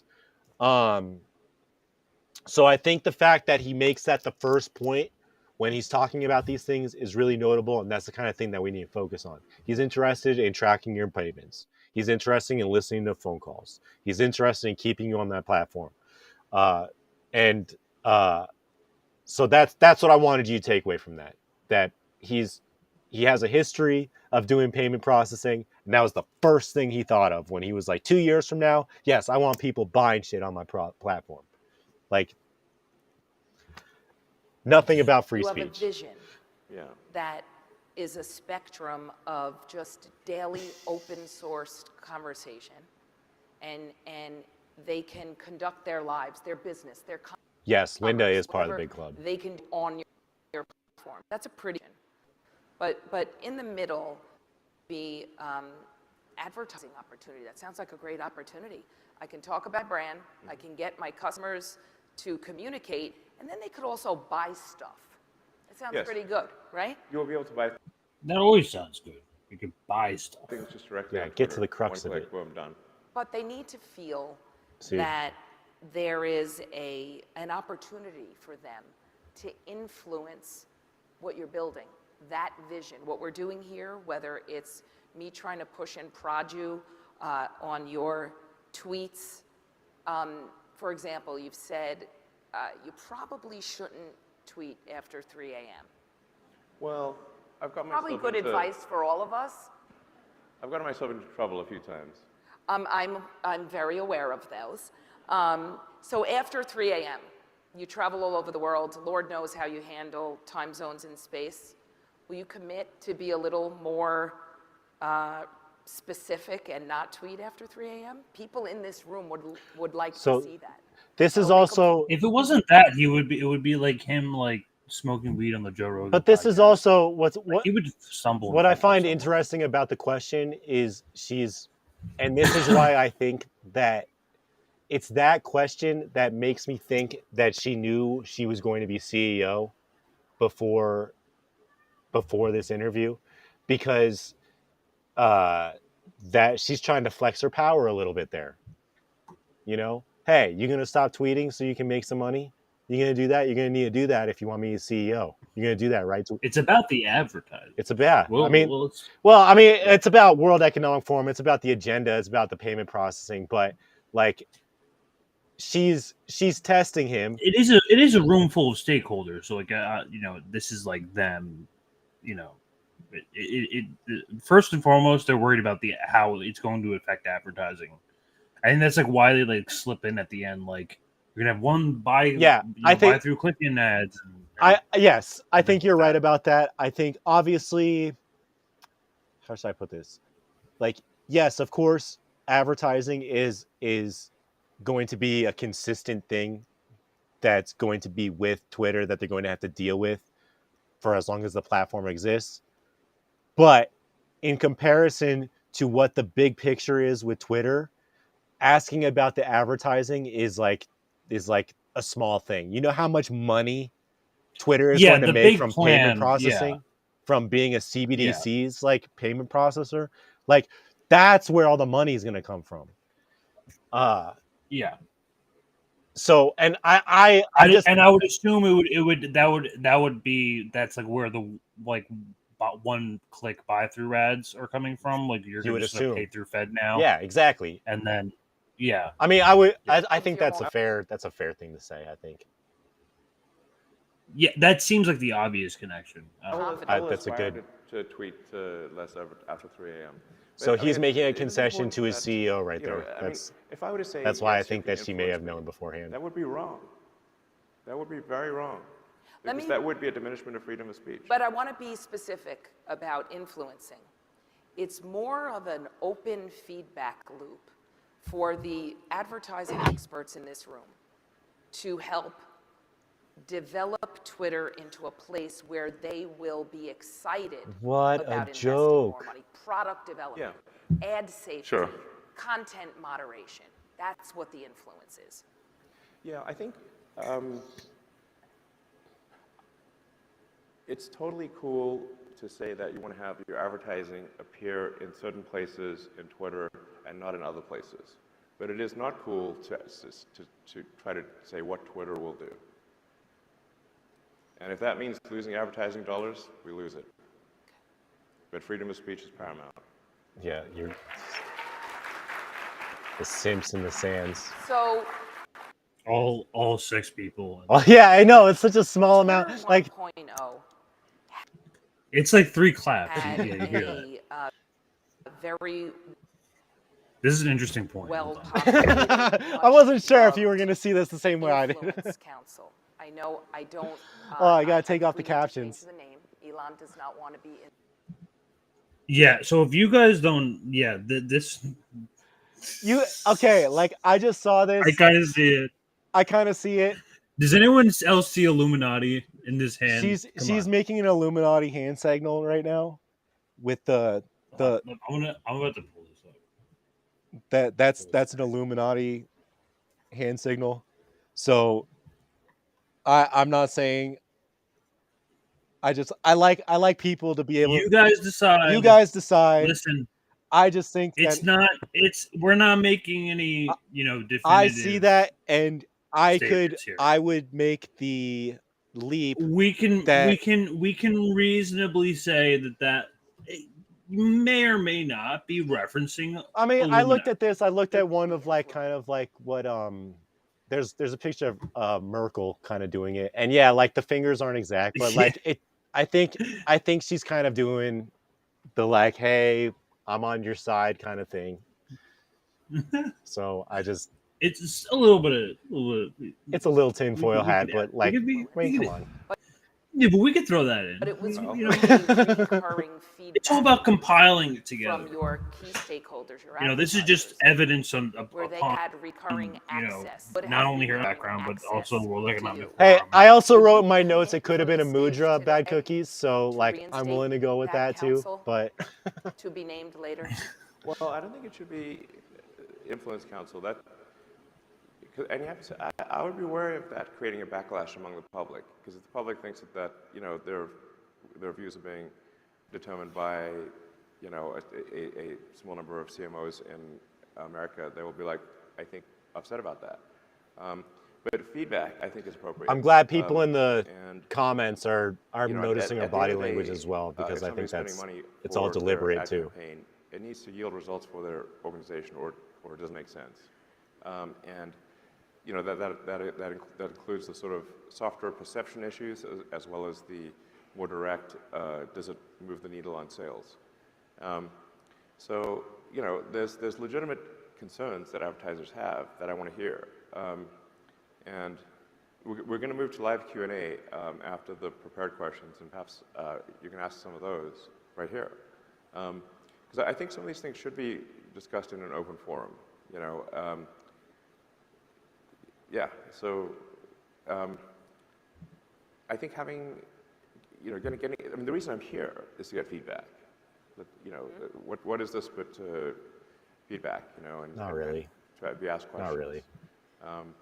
And we're trying to achieve here a sensible, middle ground, or try to. Do you want to go to 27? A range of things, which is how do we ensure the public has their voice, even if you don't like the voice at times, but also that you're able to serve your brands and improve the perception of your brands and improve sales as well at the end of the day. I mean, I think there is, when advertising is relevant to users, and especially if the message is entertaining and interesting, it's content. And then the other side of it, if the ad is not relevant to the user and it's perhaps strident or something, then obviously that's spam. So advertising can go all the way from spam to compelling content, and I really want to focus on obviously the compelling content side of things. Make it relevant, make it interesting, funny, informative. And I think you're right. I think that's actually where this room can help with the feedback. They're experts in knowing with the right consumer set that they're trying to reach what is relevant, what makes good advertising. And since I think I heard that you committed to continued feedback, it might be a good time, like Twitter, which is where it happens in real time, to open up the room to questions. Yeah, so the quick point I want to make to that really quick is just that he makes this kind of silly thing that advertisers actually have an opportunity to create something that isn't just spam and actually create content. And all advertising is spam. That's why it's all advertising is spam. I have never come across any advertising on Twitter where I was like, it seemed organic to me, or it seemed like it was something that I was interested in, or something that I wanted to engage with. Wait, hold on. You never saw an advertisement that you were genuinely interested in? Maybe not on Twitter, but anywhere. I mean, maybe I mean, I don't click through ads, man. I don't click through ads. I mean, most people don't. So I mean, but most people you know what you want before. Yeah, but I mean, sure. I mean, maybe there's 1 out of 1,000 ads piques my interest, but I have literally never come across an ad on Twitter that seemed like it was content. It seemed like it was actually trying to inform me of something or trying to get me to engage on something. It always came across as buy my shit. So I think it's just a ridiculous comparison. It's like when I'm being taught in a sales training class, and they try and teach you everything about sales, except they don't teach you the part where it's sales is just manipulating people. Just tell people that you're manipulating. You don't have to get into this thing where you're pretending to produce content. You don't need to lie to these advertising execs that they need to produce content. Just own the fact that they're producing spam. Just you guys know who you are. You don't need me to tell you that you're producing bullshit to get people to buy bullshit. Cut the liberal crap. So it's just And this is it's an AI question. Yeah, it's an AI question. It's the only question I really listened through. But my brother and I have this rule that if we're at a party, we're not allowed to talk about either AI or the simulation, because otherwise the conversations go there so often. So I've been thinking about AI safety for a long time because I think this is a significant existential threat to humanity. The best thing I can come up with for you AI fucking safety is to make it funded it and created it. AI, maximally curious. Have its optimization function be to understand the nature of the universe. If that is its optimization function, I think it will actually want to preserve and extend human civilization because we're just much more interesting than, say, an asteroid with nothing on it. So I think my intuition, my biological neural net suggests that a maximally curious AI is the safest AI, and a maximally truth-seeking AI is the safest AI.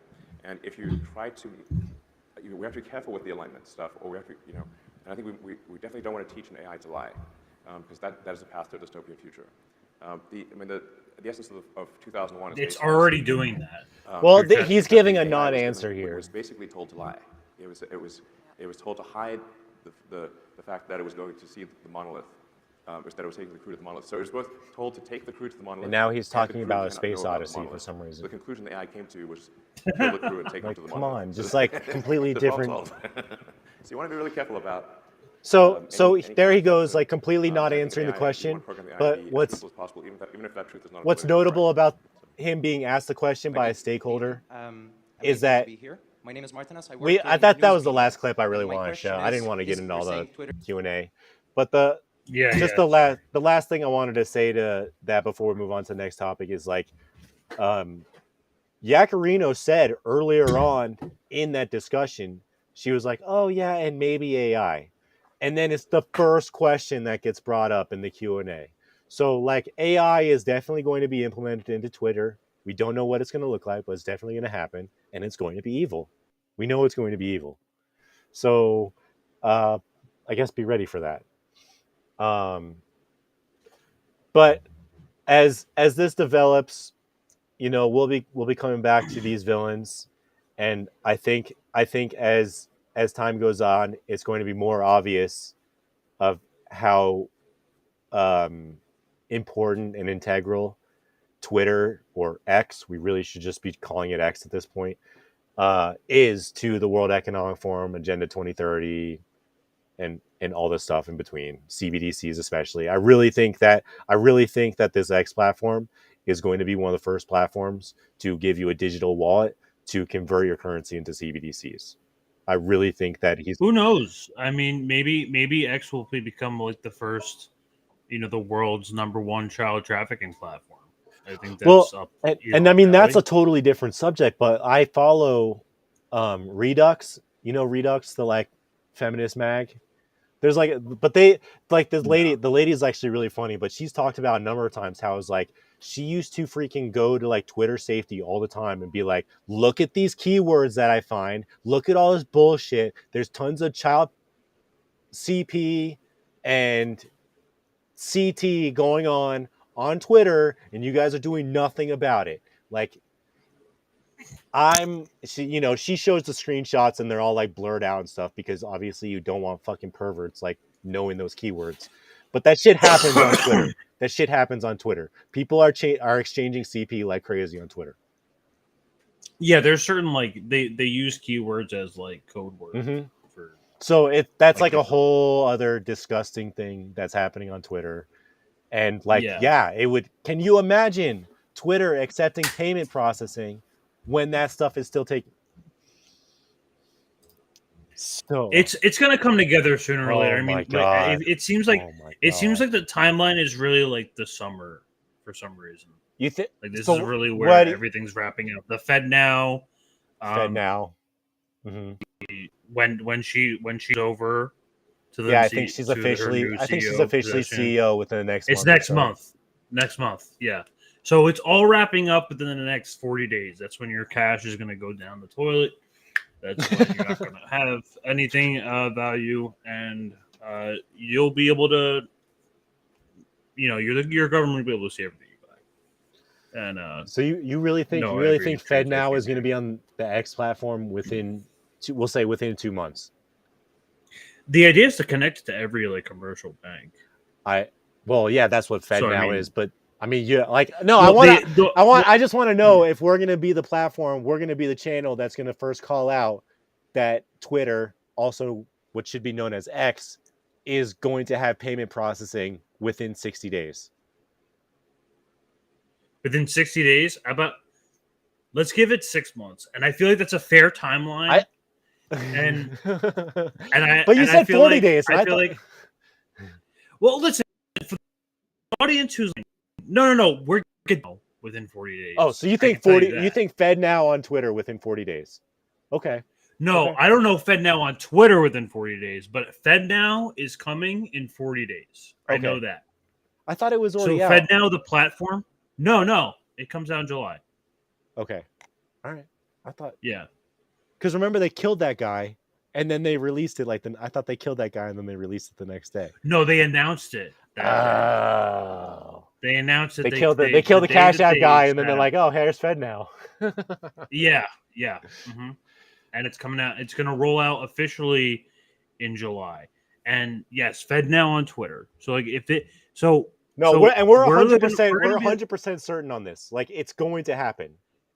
No, okay, we're gonna call it right. Okay, what can we do? So like, how about? I think 60 days. How about if we're correct on this within 6 months?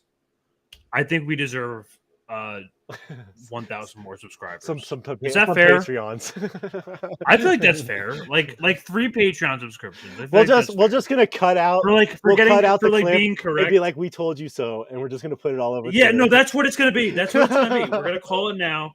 Bet. Yes, bad cookies. Okay, bet right now. So if bet now ends up on Twitter within 6 months, we were the first ones to call it right here at Alternative I think it could be. I would think it'd be before then. I would think it'd be before then. You think it could be even before then? Well, fuck it. It could be before then. July. So Fed Now comes out in July, like officially in July. It'll be an app in July. I think by like 2024, it'll be everywhere. But if it's going to be available for people to use in July, I imagine the API being available to Twitter is going to be like in talks like that. Like as soon as it happens, you know Elon Musk is going to want it. Yakarino is going to want it. Like that's part of the WEF agenda. So if we'll revisit this, but I would say because you mentioned he's like a crypto bro. So I would say within 3 to 6 months. I would say within 3 to 6 months. We're gonna do that right now. We're calling it 3 to 6 months. You heard it here. Fed Now will be on Twitter. Fed Now will be on Twitter within 3 to 6 months. We hate to be cynics, but this is what's going to happen. This is what it's going to come down to, unfortunately. So I hope we're right for the sake of like that would be kind of cool. But I would also hate to be right because that means that we're right about everything that's happening. That's the new dystopia. Circle of hell. Yeah, that's the circle of hell. Descending it. It's like every year we just enter we descend into a different circle. Oh man. Okay, 3 to 6 months. Fed Now on Twitter. Okay. 3 to 6 months. We're calling it. All right, that's crazy. But okay, we'll have that clip cut out. But that's a good place to end on that subject. Okay. Cool. Let's move on to Pakistan now. All right, that was a long. I told you I could go on that fucking topic for a minute, but it's important. Yeah, we rolled on that one for about an hour and a half, if that. But I'm gonna. That's all right, and also we're gonna throw it out there, guys. So there's so much content going on, and with like the election season happening and stuff, we're slowly kind of transitioning to doing this show more often. And so we'll have more information about that as the weeks go on, but we definitely want this to happen, whether it's both of us, whether it's me, whether it's Greg. We're going to keep doing this show, hopefully at least 2 or 3 times a week, with one or both of us. So that is, or at least do single videos too, or videos. Yeah, we plan on putting out much more content because it's just it's hard to choose 3 topics to do once a week. Yeah. So let me share here. You saw on Indie News Network a little bit earlier in the week, Reef and Colin covered a little bit of the Pakistan protests that were happening over Imran Khan's arrest. That happened sometime about 4 days ago. He was released from jail from the Supreme Court, but I just wanted to kind of get a reference on behind who Imran Khan is, and what kind of figure he is, and what he looks like for Pakistan, and what I just want to give a little bit of a short background. So this is Imran Khan back in 2011 on CNN in calling out the U.S. war machine on Iraq.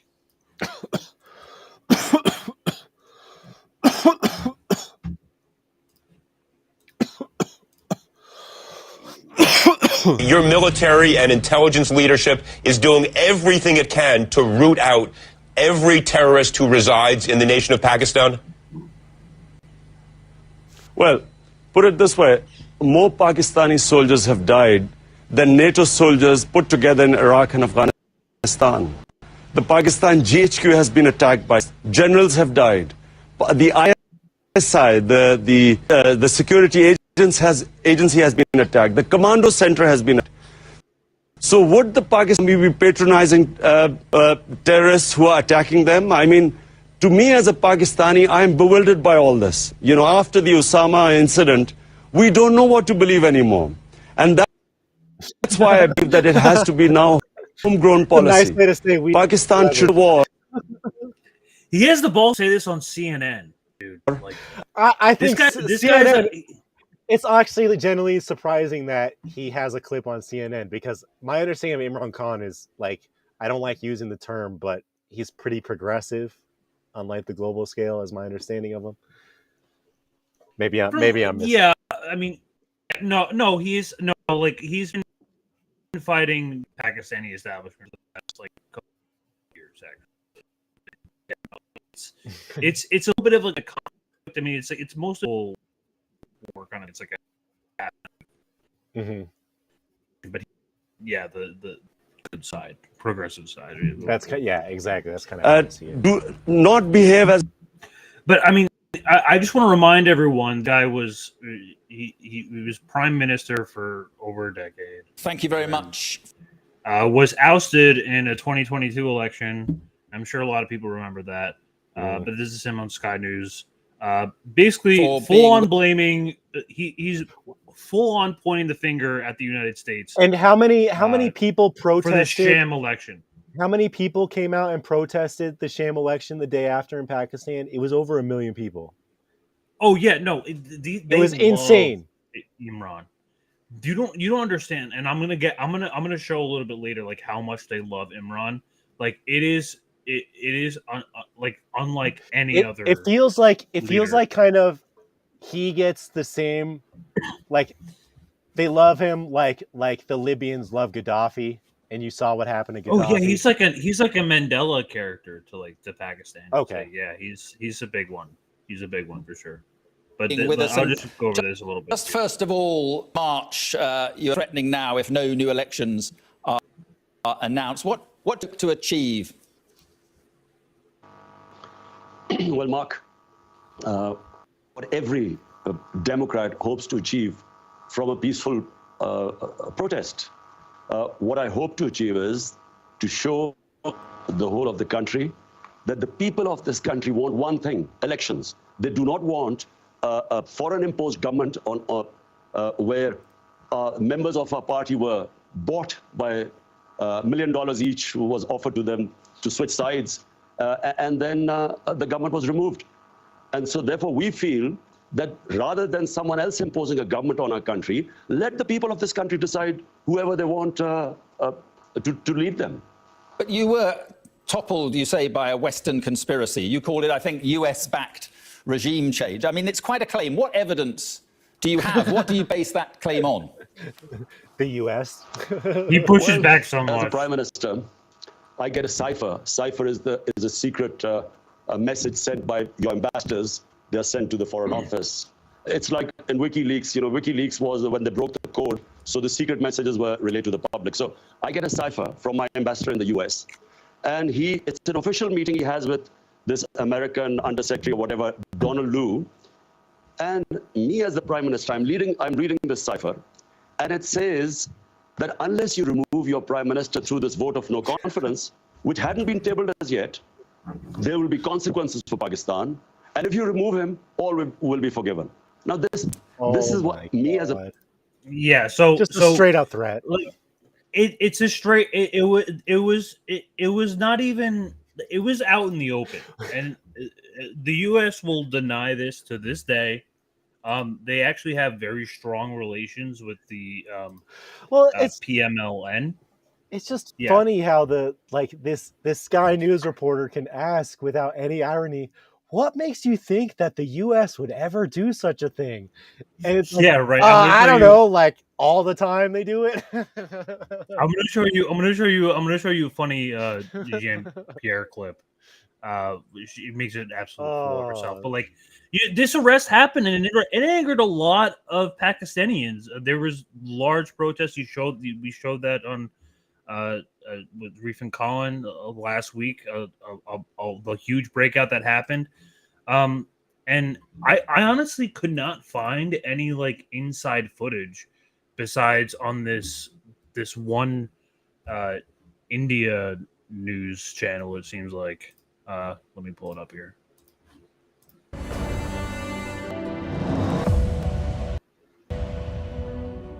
Pakistan is a thriller at the best of times. Today, it's been a nail-biter. There have been way too many developments today. We've been tracking them all day. It's still quite fluid, so we'll try to bring you the latest and make drama. This Imran Kahn has been released from jail. He'll spend the night at the police guest house and won't be treated as a prisoner. Also, the government of Pakistan is responsible for his security. How did this happen? He's such a badass. Look at him with the sunglasses.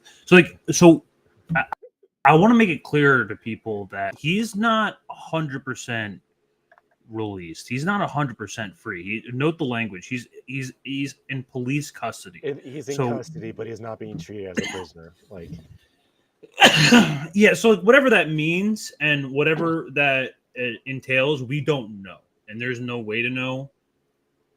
It's most likely in some form of house arrest because he's out on bail. He's not like released. And it sounds like it could be his sort of house arrest or arrangement is like kind of the contingent that they have with the U.S. to fucking throw him out of prison. Like, oh, if you're going to take him out of prison, this is like the terms that we want.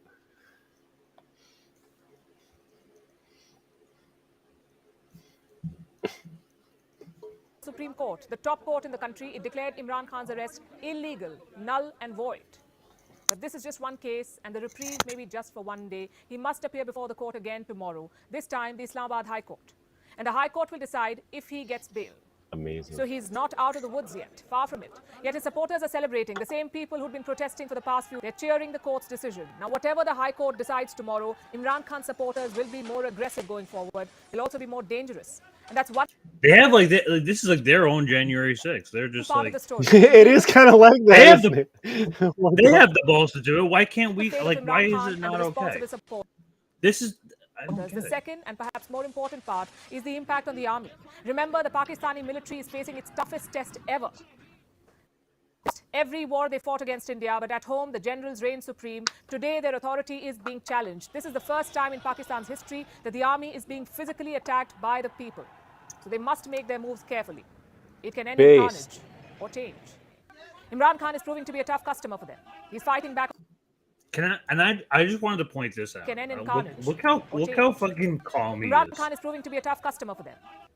He's just sitting there like this. There's cops literally. I have more footage of this. He's like this fucking. This is why I think this guy's like such a. He's just like Americans are the most fucking American politics. Is so fucking annoying. Police lines, and the court has ordered him to appear before Supreme Court, the High Court tomorrow morning to get the case continued from where it was disrupted. According to the Supreme Court of Pakistan, Imran He's Khan just sitting there. Was not There's police literally barging. No in. citizen Like they're should be arrested breaking the glass in the window in the courtroom. The premises. The military's right there, waiting to like just pack him up and take him home. Wow. Take him to his cell, and he's just sitting there like. That's crazy. With sunglasses on. It's like not again. Like, dude, I wish I could be like that, dude. That's amazing. Of the court, and it has deemed it illegal. That does not mean mean well, that Imran so Khan's legal issues are. It's over. like if you're gonna be a progressive, or left-wing, political leader in a country that is not aligned with Western interests, you kind of have to develop that after a while because you know that the U.S. is going to come after you eventually. So it's like, it was going to happen. It was going to happen. Here they are. Yeah, and I think that's like what's fundamentally missing from a lot of like quote unquote like leftist leaders in like America's like understanding is that like when you're truly fighting for like ideological left ideals, you're gonna have to be willing to go through shit like this. Like you're gonna have to be willing to sit there in a courtroom while the entire army is outside waiting to like throw your ass in a cell. But as Americans, we're in the imperial core, so we don't experience the same things like this. Like it's the revolution has to come from inside. Like we can't. Yeah. Being in the imperial core makes it a lot more difficult. And I also want to remind people that he got shot in the leg 6 months ago. If anyone remembers this. So they did try and fucking kill him. Oh yeah, they tried to fucking shoot him. Holy shit! They already ousted him as president. Or as prime minister. They already got him out of the way. But what's funny is like in the background, he's mobilizing his supporters. He's getting shit together. Have you seen those videos of not Erdogan, the president of Syria, Bashar al-Assad? You'll see videos of Assad just like walking down the street, shaking hands with people, like getting food at the food stalls. Like obviously, there's some security thing for sure. But like that's some boss shit right there, to be able to just like be with your people and not like worry about that, or maybe you worry about it and you're like, if Americans fucking snipe me, then I'm a martyr, right? Yeah. So, but it's fucking crazy. But this was fucking brutal, and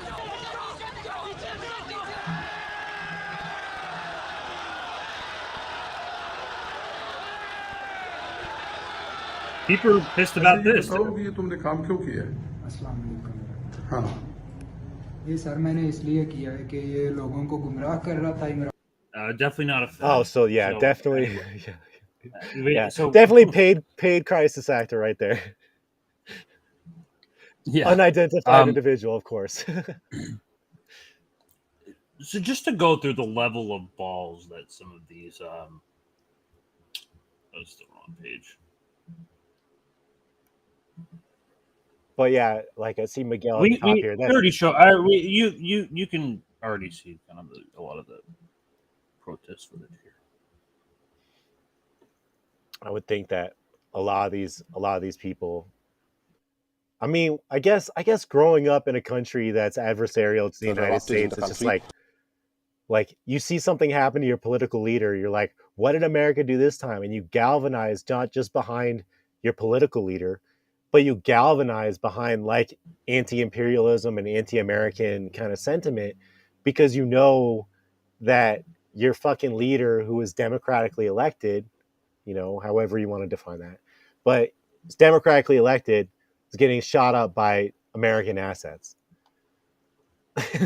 Juan Guaido getting attacked by but that's because he is an actual fucking plant. and now Juan Guaido, he's living in Miami, isn't he? Yeah, he's living it up. He has like several different estates. Yeah, and where'd that money come from? I'm pretty sure he has one in Washington too. Juan Guaido literally is spending money that was stolen from the people. Like that's his bank account. Fucking criminal. Thousands of protesters came out on the streets demanding Imran Khan's freedom after his dramatic arrest. If people fucking treated Biden like they treat fucking Juan Guaido, like, you motherfucker. Yeah, absolutely like, not. You motherfucker. You're not our president. Fuck out of here. Just to show the level of balls these people have in distinct comparison, they're burning down fucking cop cars, government buildings. We showed that they have basically their own January 6th. This footage is a little bit more emotional. It's not in English, but what she is saying is some video on TikTok. But she's basically saying, if Imran Kahn is a terrorist, then so are my sons and so are my neighbors. If Imran Khan's a terrorist, then he's a terrorist, and he's a terrorist, and he's a terrorist, and he's a terrorist. They're all terrorists. We're all terrorists. If Imran Khan's a terrorist.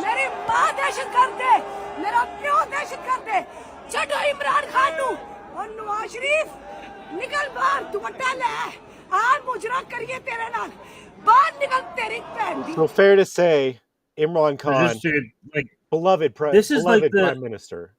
Yeah, this is what happens when you directly interfere with another country's democratic elections. Yeah, just an inside look of how that. It's insane. Really is. So what do we think is gonna happen to Imran Khan? He's not gonna get reinstituted. Well, they're. Let me show you a little bit more of like the reaction. I don't want to get ahead of ourselves. This is the Pakistani's information minister. Okay.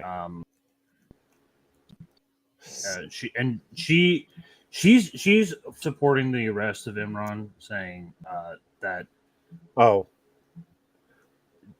they're bent on making this guy look like a terrorist. There's like the Supreme Court has ruled the arrest was unlawful. Are you still? On has deteriorated. Politicians. This. So is Pakistan under martial law right now? I mean, because it sounds like it was a military coup.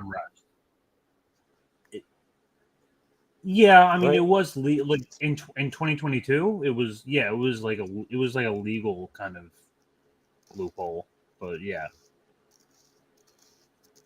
just chaos, man. Mr. Khan, according to the polls, is Pakistan's current most popular politician. Was this simply an attempt to silence him? And given we're in the situation we now are, has this not just played into his hands politically? I humbly disagree, one, because the polls are different and they are different polls from different organizations. Some say Mr. Nawaz Sharif is the most We get ours from USA. Over 1 year, the popularity of Mr. Khan has deteriorated. There are others who say he's a popular leader. So the polls are different. Samantha Powers gave us this poll. If we wanted to arrest him and if we wanted to silence him, because of his popularity, we wouldn't have waited for 14 months. Because Mr. Khan, when he became the Prime Minister, my Chief Minister, Mr. Shahbaz Sharif, the opposition leader of Pakistan, was arrested within a month. There are rumours that the government wants to disqualify Imran Khan from future elections. Is that? Sure sounds like what's going on in the U.S. too, doesn't it? Yeah, and I was gonna note the language here. Like, how much of this sounds familiar to you? Oh, identical. Because that's fucking like TDS all over. Like, yeah, that's basically what it is. Like, that's how countries erupt into each other. You get these they're like super establishment. Yeah, can't be having populist candidates getting reelected. No. Why would we do that? No political party, no democratic government would want to do that. But Mr. Khan did want to do that to PMLN and other political parties by arresting all the political leaders of the political parties and putting them in jail and silencing them in the first month of coming into power. People took to the streets to exercise their democratic that happened somewhere else. By burning ambulances? Not everyone was burning ambulances. Madam, I think then you are not aware of the fact. I can give you evidences. I was on the ground. No, if you were on the ground, then you must have seen bridges, metro, railway stations. For those who are not aware, PMLN is heavily backed by both the West in US and the UK, and that's mainly their opposition leader. Heavily establishment, wrecking the economy. Totally a U.S. plant. Oh yeah, 100%. And that's essentially where they're backed from. And that's what it sounds like. I mean, that's why I said like they're using the same rhetoric that they used against Trump. Like, it's the same exact. Can't have him again. Like you obviously didn't see it, blah blah blah. You good comparison with January 6th because that is kind of like, although those guys were a little bit more for real about it. It's like January 6th with good intentions, which is what I would like to see in this country. I also just thought this was funny. This is our favorite White House press conference room. The clown in chief. Clown in chief was asked about the arrest of Imran Kahn, and listen to her Our allies and partners will work to help Ukraine achieve the peace and security they deserve. With that, Josh, welcome. Good to see you, my friend. How are you? Green, I'm good. How are you? I'm doing well. It's a big day today. Yes. So 3 subjects. Sure. First, what's the White House's reaction to Imran Khan's arrest in Pakistan? So just a couple of things I'd like to say about that. Has to flip to the notes. What did the CIA? Yeah, let me get out my huge fucking like. let me look how long she shifts the notes. Look how long. So just a couple of things. One of my mutuals on Twitter likes to think it's like a Lisa Frank fucking notebook that she's like going through with a big like rainbow unicorn on the front of it. Okay, so as you know, we're aware of the arrest of former Pakistani Prime Minister Imran Khan. As we have said before, the United States does not have a position on one political candidate or party versus another. Sure. So just a total non-answer. What? Okay. Let's listen to that again. We have no opinion on it. We don't have any political opinion. Oh wait, I wasn't even playing it, dude. We and our allies and partners will work to help Ukraine achieve the peace and security they deserve. With that, Josh, welcome. Good to see you, my friend. How are you? Green, I'm good. How are you? I'm doing well. It's a big day today. Yes. So 3 subjects. Sure. First, what's the White House's reaction to Imran Khan's arrest in Pakistan? So just a couple of things I'd like to say. Let me get my trapper keeper out. Just like where like let me find what like the note like that's at the Pentagon. She sucks at her job. Let me find out about that. Just give me a second. Yikes! She's literally like saying like yikes in her head. Oh God! You just had to ask a couple of me. Things I'd like to say about that. I gotta make sure it's typed out in front of me first. Hold on one second here. Yeah, it's a delicate subject. Don't want to say the right thing. So, lose my job. as you know, we're aware of the arrest of former Pakistani Prime Minister Imran Khan. As we have said before, the United States does not have a position on one political candidate or party versus another. We call for the respect of democratic principles and the rule of law around the world. So I would refer you to the Pakistan. There it is again. Rule of law. Rule of law that doesn't apply to the U.S. because the U.S. writes the laws. The world. So I would refer. Just the statement alone is just pure. Well, it's that like whole Blinken and like I don't know who started it, but the rules-based order kind of thing. It's the rule of law, like respecting democratic principles around. We're the global hegemon, so we get to decide what the rules are, and then when we don't like the rules anymore, we just say those aren't the rules anymore, and we do our own rules. Yes. Like it's just totally disingenuous. It's one of those things. Like I posted a video a few days ago of George Bush kind of admitting that he knew about 9/11, but they can't just lie about it on camera because that's a crime. They can actually get in a lot of trouble for that. So the one from like last year where he was like, no, he said something like 15 years ago where he was like, that's a crazy question. Next question.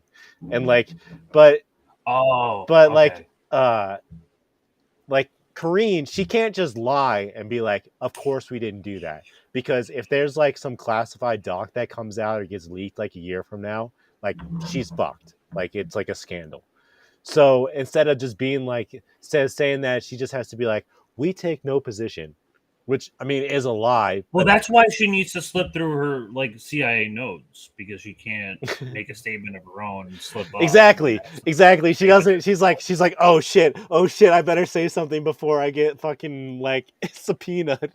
Yeah, she's like, I'm gonna get fucking rolled for this. Like, she's thinking that in her You head. know, She's like, the whole Trapper Keeper is just a bunch of things to not end up getting indicted.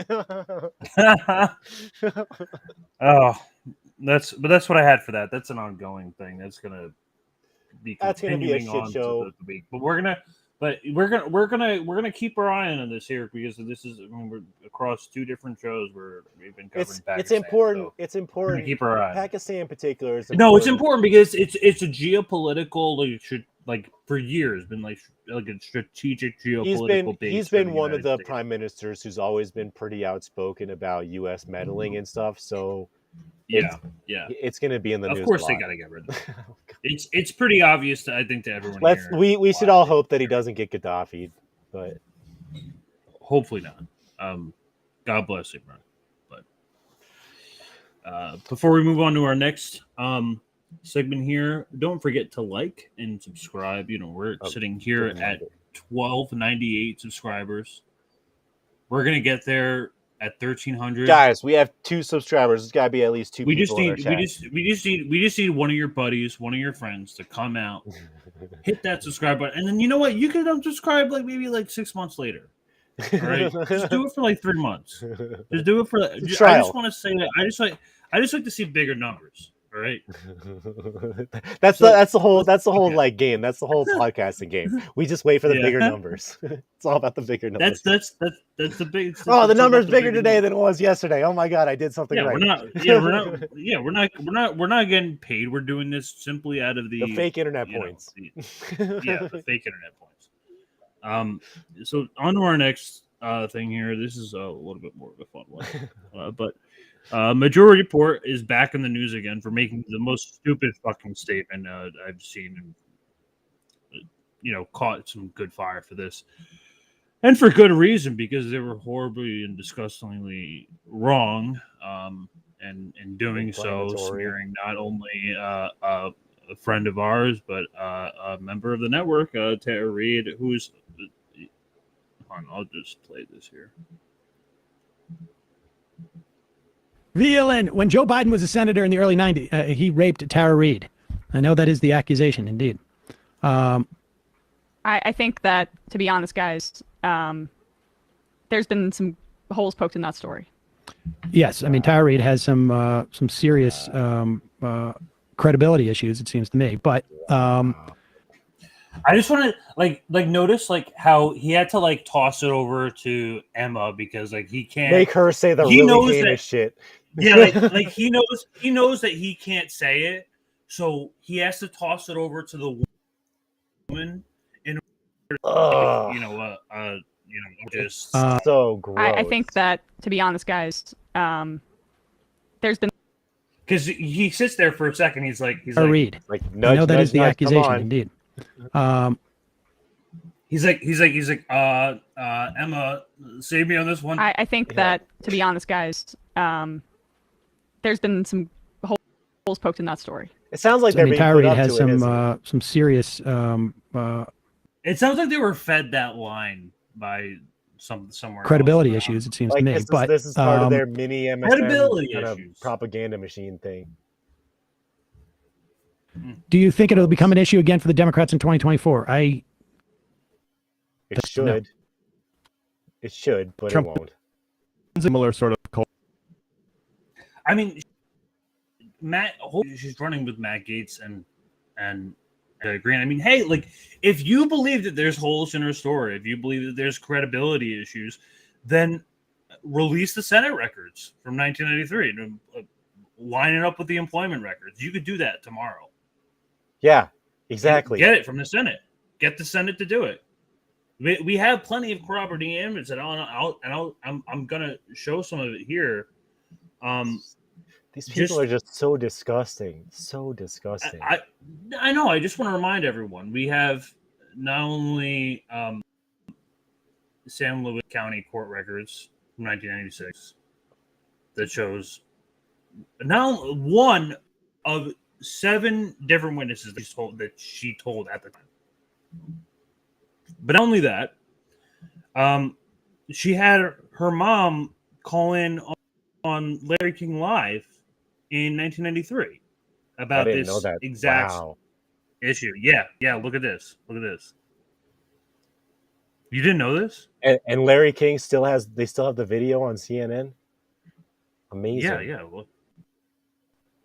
This is from 2020. I'm surprised they didn't memory hold Granted, that shit. CNN bigger, but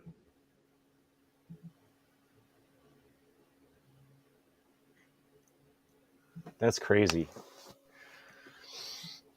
All right, turning to the 2020 campaign and why a video from 1993 is part of today's political discussion. a little bit. It's crazy that. That's in Washington. There you go.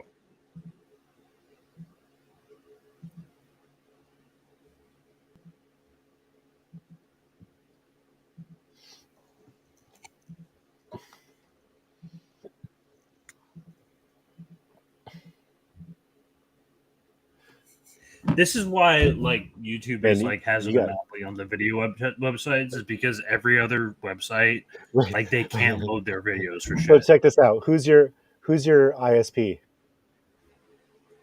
ISP? Comcast? My internet? Yeah. T-Mobile. Are you using a hotspot or something? Yeah. This fucking guy. You can actually why? get there, like, I don't know, that, like, do you have 5G? If it's 5G, it should be decent. But I was going to say, yeah, it is 5G. Like, we were talking about net neutrality Turning to the earlier, 2020 and one of the campaign ways and that why net a video neutrality from is impacted. 1993 is part of. Yeah, no, continue. I was going to say, like this stream is sponsored by Comcast, by the way. One of the ways that net neutrality can impact your content is Comcast could be like, no, I don't want you watching streaming content on YouTube. I want you watching it on Comcast Tube or on it, NBC, whatever. Mm-hmm. And they could deliberately slow it down. One of the things that actually Netflix tried to do way back in the day, this was like 10 years ago, 15 years ago. Geez, it was before I was married to my first wife. They actually offered to put in basically infrastructure at the sites at underground with a lot of the ISPs to basically make it so that Netflix content wouldn't be slowed down through those ISPs, and it got turned down. Netflix offered to put in their own infrastructure to kind of go around that, to kind of get around net neutrality, and it got declined for obvious reasons. But like when I see something like that, I'm like, oh, they're fucking with us. They're definitely fucking with us. There's no reason why they can't just buffer that just fine. Anyway. All right, so let's get your reaction to this Larry King video, like, since you haven't seen this before. Mm-hmm. Yes, hello. I'm wondering what a staffer would do besides go to the press in Washington. My daughter has just left there after working for a prominent senator and could not get through with her problems at all. What she's done was go to the press, and she chose not to do it out of respect for him. Or she had a story to tell, but out of respect for the person she worked for, she didn't tell it. That's true. Now, what Tara Reade told CNN on the phone is that this is, in fact... Now, that's not the whole video. Right, that's just a tiny clip, obviously. More of the original footage. But that just it gets to the point. Let's continue with this. Be really difficult to go to the press with Sam.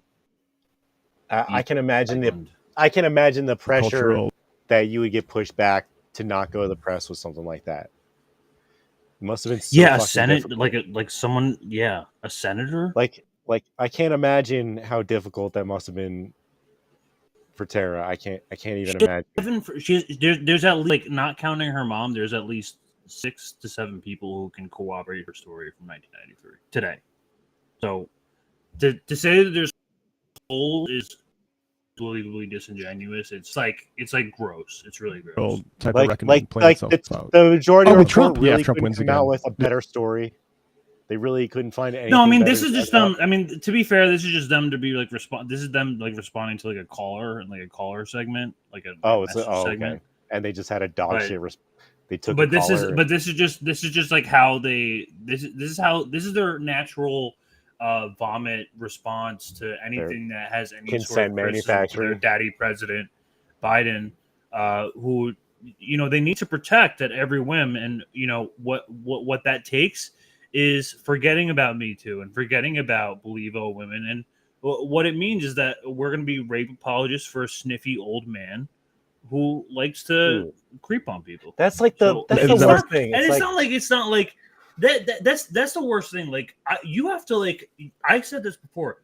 You have to convince me that Joe Biden isn't a creeper. Like you have to provide me evidence. It's like I'm already sold on it. We've seen the Senate video of him just sniffing kids and I've seen it. Yes, exactly. I've seen him sniffing kids. I've seen him. I see Hunter. You think Hunter just became that evil, terrible human being? Yeah. Where do you think he learned it? Where do you think he learned that from? Like father, like son. That's kind of where I think the shoe didn't fall.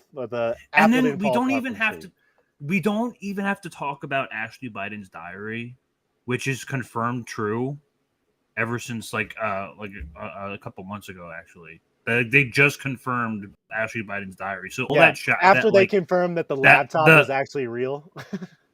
Do you know about the Ashley Biden's diary? I know very little bit about it, but that's kind of my take on it. So there's an excerpt in Ashley Biden's diary of her describing showers with her dad. Joe Biden. You're right. Yeah, so okay. Yeah, so that is confirmed, genuinely her diary. So take away from that what you will. It seems to me like the guy is a fucking gross psycho sex pest weirdo. Yeah. So that you take. I mean, I don't know what the question was. No, I think it was, do you think Tara Reade will become an issue for the Democrats in 2024? I said at the time, unfortunately, I think the framing. calculus is more than one accuser for one of these guys. I think even if Tara Reade, and I haven't followed that super closely, but unfortunately, I think the calculus is you need more than one accuser. The calculus is that you need more than one accuser. Okay, so you need more than this one. This is kind of coming into 7 women. 2019. It seems you have 7, and these fucking rape apologists, they really love to just move the goalposts, erase people from history. They don't Lucy Flores. They have Lucy Flores, who's highlight her story here. I mean, and fucking what's her name? Clarence Thomas hearing. Oh, that was different, but same thing. She got kind of erased.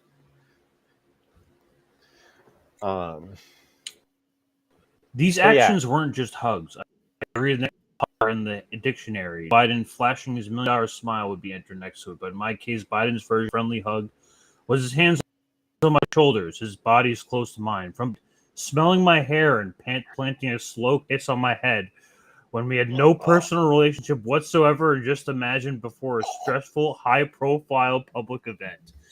You can't be any more fucking creepy than this, dude. You can't. It's like I said. I have to convince me that Joe Biden is not a creeper, pedophile, fucking weirdo. Most of the presidents. I think it's on. It's funny you say that because it's the lesser of two rapists. We're talking about the Eid, we're spending time on the Eid Carol case, whatever the Trump's, which wasn't even that's a civil case. That's not even a sexual harassment case, by the way. So to even compare the two, Tara's the most credible witness that we had, the most credible accuser that we have.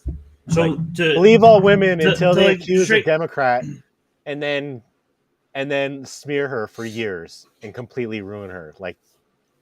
Oh yeah, and the New York Times they publicly released her social security number too. And then she tried suing, and then they sued her back they countersued for liability or something like that, for it was journalistic integrity for them to post their fucking social security number. This is the shit they do to you. What? This is the shit that they do to you. The New York Times did that. They countersued her. She's not loaded or anything. She has no check her Patreon. No, I mean what the fuck, man? Yeah, Tara Reade, that's exactly, and Miguel. that's right, Tara Miguel. Reade Like exposes the Tara, Me Too movement to be that's completely true. a fraud. Tara 100%. Tara Reade single-handedly exposed all of these fucking frauds, all of these rape apologists, all of them who went after Brett Kavanaugh for months. All they did was playing a political fucking game. They didn't give a shit this entire time. They did not give it. And remember who was the lady that was the Kavanaugh? Like, I don't think she was even credible. I'm not even trying to start shit. And like, I remember being a good little liberal at the time, and like believing what she had to say against Kavanaugh. But I think it's come to light that she was not the most credible person. Yeah, no, that's why I find this so ironic, is because Tara is like one of the more credible presidential like accusers that like have been completely across, consistent since day one. Exactly, like Monica Lewinsky. Yeah, like Monica Lewinsky, type, exactly. But we're not. But like, I guess they learned from 1996.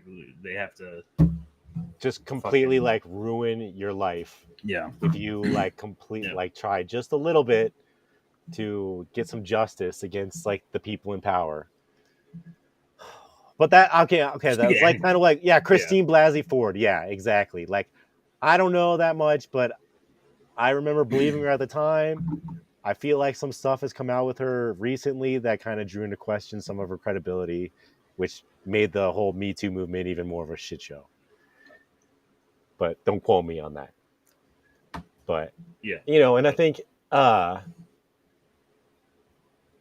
anyway, I think it was Jimmy Dore who said he's like, I thought the Me Too movement was kind of stupid on its face anyway, but they chose to target the person who who had something credible against somebody who was running for president, and that's why. Oh no, it's like the my body my choice thing. They fucked themselves until it's about as soon as the vaccines.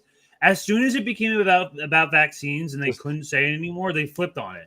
They say, "Oh, it doesn't. Oh, it's not like that. It's not like that's not that my body, not that body. I'm talking about like they keep they have to flip flop. They keep having to. Just so disgusting, so disgusting. Like, man, and like just freaking Majority Report. You don't have to take a call like that. You can just be like, "This is a stupid question." Let them fucking deal with it. Just like and refuse to engage with that stupid question. Like, Steph doesn't read all the super chats, and Jimmy Dore. I mean, they have to purposely censor themselves. I mean, I don't know. It was just like an unnecessary, to an unnecessary degree. They went. They felt like that was like a little bit of a reach. Like, in order to they could have just said like, "There's no comment on it." Yeah, whatever. That was really all I really had for tonight, anyway. Unless you want to do the. Did you want to? We could show the Israeli influencers real quick. What was the thing that we? Was something really quick that, or did we already kind of talk about it? What was there? Wasn't there something else we said we just got learned about? I'm sorry. What was the thing you showed me earlier? Yeah, let me show you. Let's say. Wasn't an Alyssa Milano quote, "Believe all women unless they accuse a Democrat." #PoundMeToo. So again, covered last Wednesday was Joe Biden's influencer army. To basically we saw these figures like Chris and Harry Maury were coming up to show for the Democratic Party and basically act as like these little influencers, mini fighters online in order to combat quote unquote misinformation. Yeah, combat truth. And so, it looks like Israel is taking close note, and they want to do something along the same lines. This is by Jessica Boxman. Israel's latest Hasbara scheme. We're enlisting high school students as trolls against Palestine. Because the Palestinians don't have it hard enough. Yes. Israel's Ministry of Foreign Affairs, because apartheid is so unpopular, they have to have It's crazy. They have to have these mini influence. They'd rather, instead of giving Palestinians any sort of like inch of freedom, legitimacy, they have to. They'd rather hire a group of high school students. Yes, this is 100% for real. They'd rather hire a group of high school students to troll online and combat if you're for BDS, if you support BDS, you're probably encountering one of these trolls online. And it looks like it's a program crazy. it's literally just to have U.S. pro leadership talking points. But it's so crazy that even within the illegitimate state of Israel, they have to create their own digital propaganda machine against Palestine. So that begs the question, even within Israel, are people who are, I guess, millennials are a little bit more awake than the Zoomers. If they're targeting high school kids, it means that they reached out to the older kids and they were like, I don't want anything to do with your bullshit. Right? I mean, I think that's kind of the implication, or they're trying to indoctrinate. I think I would assume like if you're like more like college age level, like you would like have some understanding of like that. Because Israel also has mandatory conscription.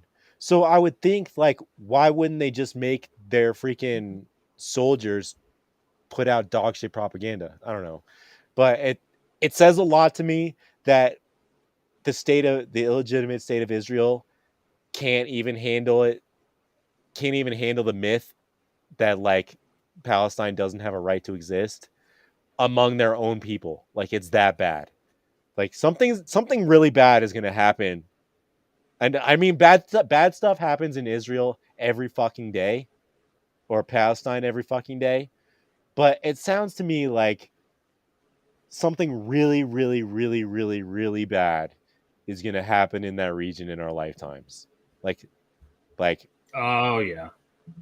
I don't want to jinx anything, but I don't want. Yeah, but I mean, like, the Palestinians have to have a revolution eventually. Like, something. This just speaks to the ongoing being completely unable to fake, like, the illusion that fascism is good and that people should want it. Like, Israelis just aren't buying it anymore. That's crazy to me. That's a huge indictment. Yeah, and I was gonna get a translator for this, but I don't have a Chrome extension installed. But either way, that's the story there. But yeah, so at the that's the new tactic. The psyops have evolved into. So I actually saw this just the other day. I'll just because we're on the topic of social media psyops. So those like nature is rad kind of like Twitter profiles that you see, or like nature is cool, and it'll be like some deer like walking across the street, or like. Show me examples. So, or Nate, like I'm starting to notice somebody posted this thing the other day about how a lot of these accounts that have the appearance of looking all nice and like pretty and like meant to kind of grasp you in like a friendly way on Twitter are, if they have like one follower, it's usually Elon Musk, which means that Elon Musk literally hires trolls to like kind of like offset the negativity that's so prevalent on the platform. And so I saw one today that was one of those like happy, like, oh, nature is rad, nature is cool, like just like friendly, like kind of happy things. And like one of the only followers, it was like the only people who was following was like the state of India, like Narendra Modi, MJP, all that stuff. I'm like, what the fuck is going on? So like there's a lot of these really weird astroturfing going on with some accounts that you wouldn't think anything of it. So like if you're on Twitter a lot and you see these accounts that are like nature and just seem like completely harmless, look at their follower account and you might be really fucking surprised. Because you could tell a lot from an account just by seeing it who follows. Just looking at who their followers are, yeah, or who they follow, or like. So I thought that was interesting, but digital the way the guys are with the propaganda. I thought there were supposed to be laws in place where maybe it happened after the Patriot Act that got rid of it, but I always thought that when the government was like feeding you bullshit and was like feeding you propaganda, like you kind of had a right to know that the government was like the one that was. Oh no, Obama repealed that. So that's why we I've on Twitter. Obama got rid of that. So that's why we have these DNC ops like now. You didn't know that? Well, I just kind of assumed that was Obama repealed. Obama repealed a law that basically made it so that like you couldn't propagandize your own citizens. Well, I know he ramped it up that during wartime they could like dial it up to 11, but I didn't know that he like basically made it where like we have no right to know when, because what made me think about it. Yeah, I can tell you the name of the law later. Like, remember remember that e-girl Luhan, who was like the military, and she was in the like she was in psyops, and she was always like doing the videos where she was like dancing around, or like what if I gave you like the best glow job you've ever had, and it was like that. Oh yeah. Like so that was like. Made me think about that, like just because like I thought the government had a responsibility to tell us when they were bullshitting us, at least tell us, hey, this is like a paid promotion. Not anymore. Like not anymore. We're in 2023. It's fucking disgusting. Propaganda is legal now, guys. What are you doing? Just shameless. We have to be. That's why I'm saying we need to make our own propaganda. We should make. That's what agitprop good is. Propaganda. That's what agitprop is. Yes. So yes. More of that. I'm like that's what we're here for. I'm like a couple weeks away from getting another one of those pre-cuts, so I can start making t-shirts again.